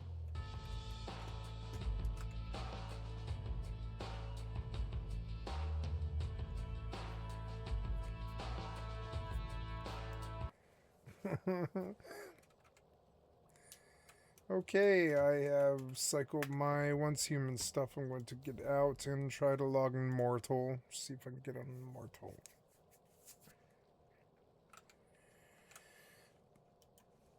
Autopilot engaged. Oh, it's getting late. I might go to bed here. Warping to Stargate. Warp drive active. If the server's up, I'll stay a little while longer, but if it's not, I won't.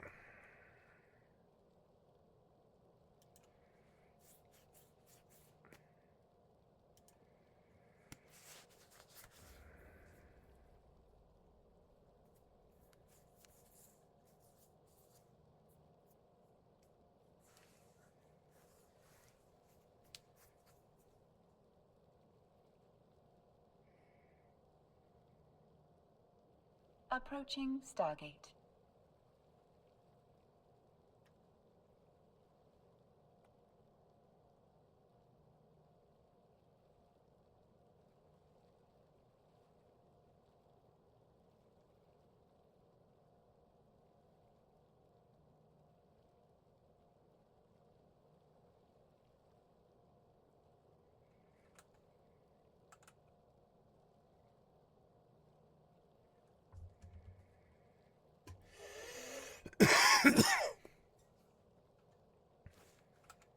In the 90s,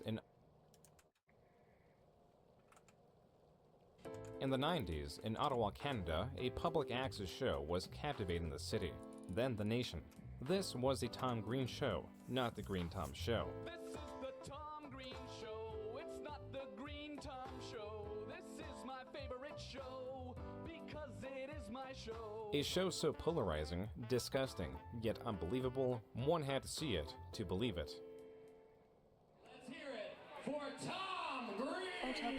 From sawing a decayed raccoon in half in front of a studio audience, to later creating the #1 song in the US, Tom Green employed a clever balance of witty commentary and controlled chaos. Eventually his show was picked up by MTV, which is when his almost immediate downfall began. First was the cancer diagnosis that had him fighting against severe pain and exhaustion that eventually resulted in him having to cancel his show. Then culturally was Freddy Got Fingered, an infamously terribly reviewed film that turned the US against them. Overnight, it felt like he vanished, yet his impact did not. Threads of Tom Green's influence can be found strung to Eric Andre. And then I was like, oh, I'm just biting Tom Green, so thank you for your brain. Jackass. I had the whole library of the Tom Green Show, and I just loved it so much, man. Even Joe Rogan was inspired by Tom Green. Your show in 2007, when I went on your show, that was 100% a major inspiration. There has been a recent resurgence of interest in the movie that ruined him, alongside an appreciation for his contributions to culture. As such, he had the call up and just talk to the internet show, which was insane. This video aims to demonstrate how Tom Green was ahead of his time and punished for it.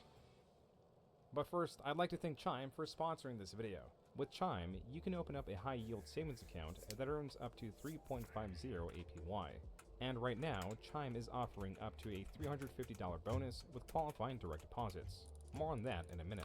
That savings rate is 8 times higher than the national average savings rate of 0.40% APY.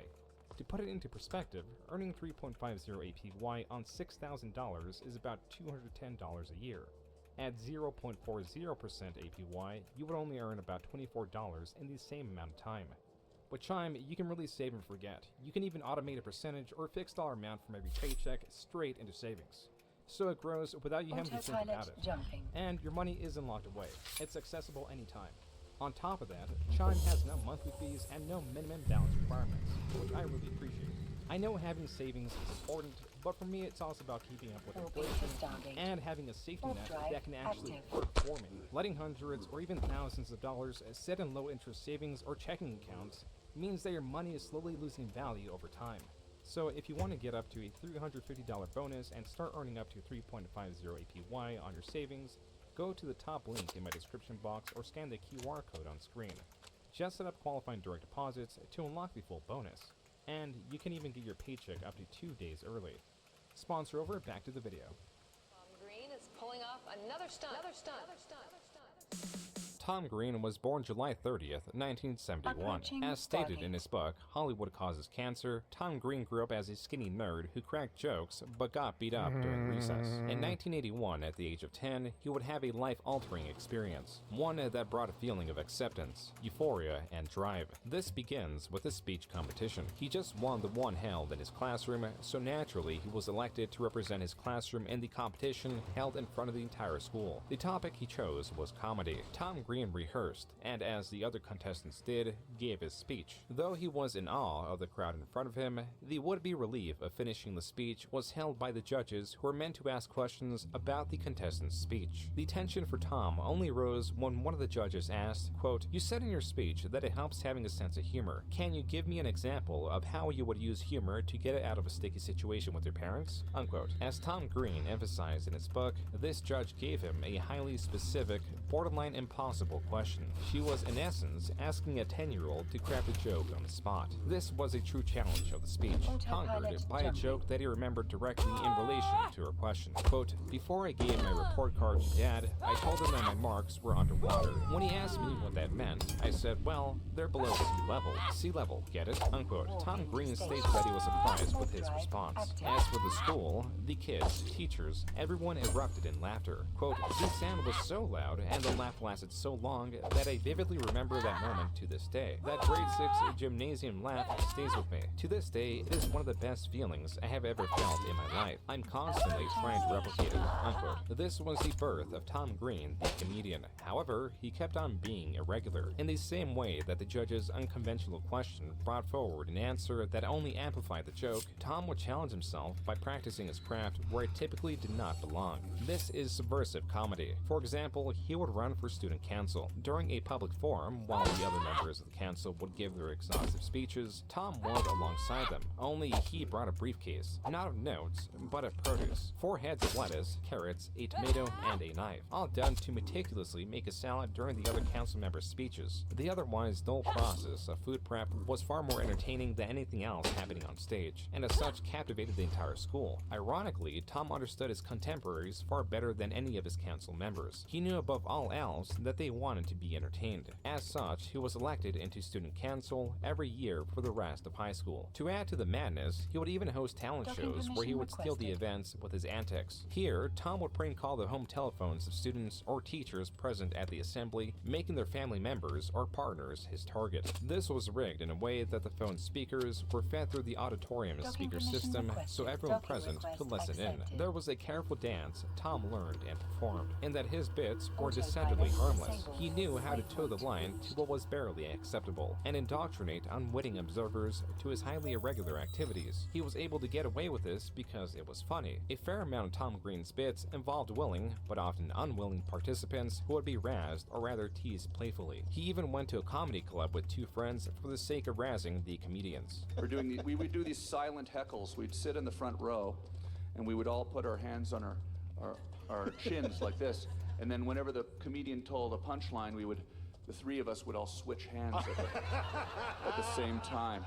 At around age 15, circa 1986, Tom doing these silent heckles was kicked out of the comedy club. This became an issue because he went back, not to heckle, but to perform. However, the security that kicked him and his friends out vouched for him, claiming that he was funny while being kicked out. So at around age 15, Tom Green was doing stand-up at a comedy club. But not just any comedy club. This was Yuck Yucks, the same comedy club that the late comedian Norm Macdonald began doing stand-up at. Tom would actually catch a couple of Norm Macdonald shows and quickly became a fan of his. Eventually, Tom Green was prominent enough to be booked for an away gig, but he canceled because of his rap career. Tom, at the age of 16, with a couple of friends, created the rap group Organized Rhyme, where even here, especially during interviews, he would not shy away from his absurdist humor. There's a lot of other rap groups in Ottawa. There's a big rap scene in Ottawa. We just want to, we can't. There's also a big rap scene right there in front of you. Yeah, right there. Right there. That is. Don't touch it. Welcome back. Don't touch it. See what I have for you. Don't touch it. Don't touch it. Organized Rhyme was signed to a record label, and in 1992, their single "Check the OR," a song that was played nationally, won that year's MMVA award for its music video. Check the OR, you like it so far. Check the OR, you like it so far. Check the OR, you like it so far. Check the OR, you love the OR. The group quickly disbanded afterwards, but not before they shot a commercial for a local pizza chain.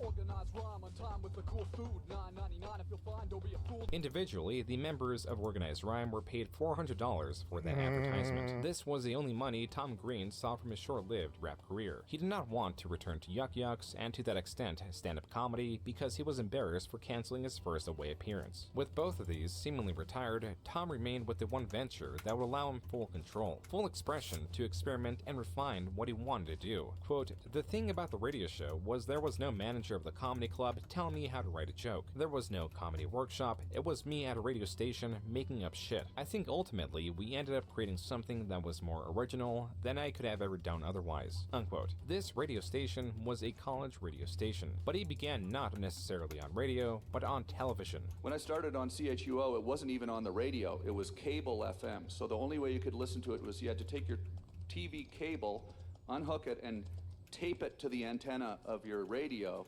And there was like maybe 2 people listening.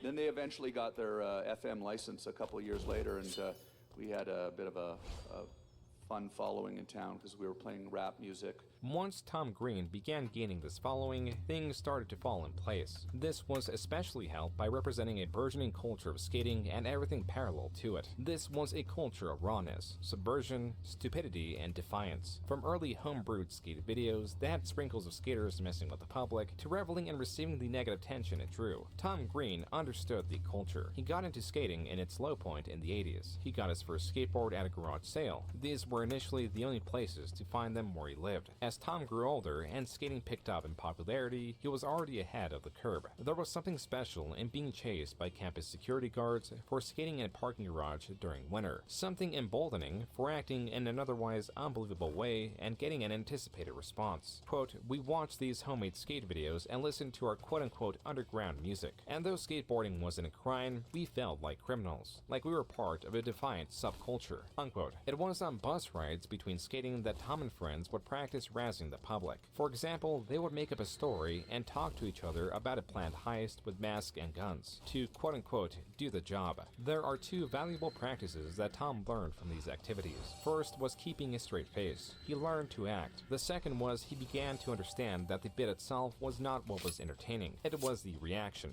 The reaction is what made everything worthwhile and was a point of razzing. With all the experience Tom gained from 8 years at the radio station, to his classes at a community college, to learn how to shoot and edit videos, and through the encouragement of classmates turned co-workers, in 1984, Tom decided to pitch his show to Rogers 22, a public access channel. Alongside the pitch, he sent a pineapple. Quote, "A pineapple with my picture pinned to it," and a note that said, "Hope you enjoyed your pineapple, please let me do the show." Unquote. Whether it was the produce or that Tom had a clear experience, he was given the opportunity to do 4 shows, and here's the pineapple.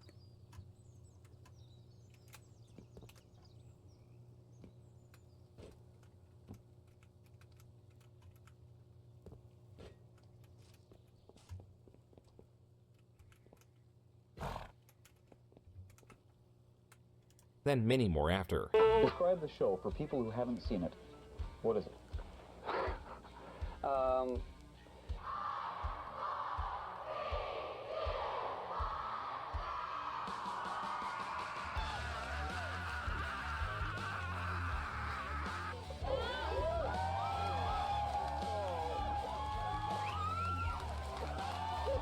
Is that glue?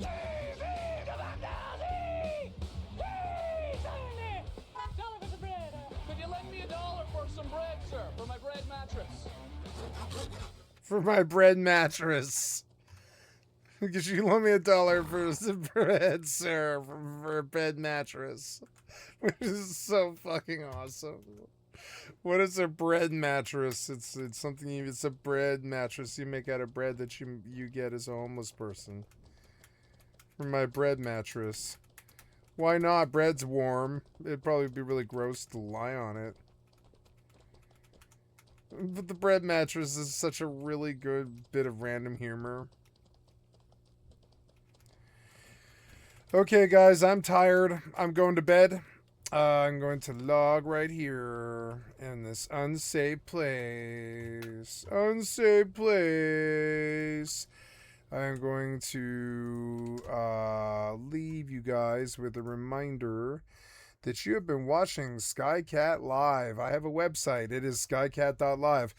I have a Twitch and a YouTube. Give me a like, sub, or a follow. And I love you guys. Thank you so much for paying attention to me today. It was fun to play some Rust and some Eve and some Mortal. And some Once Human and stuff.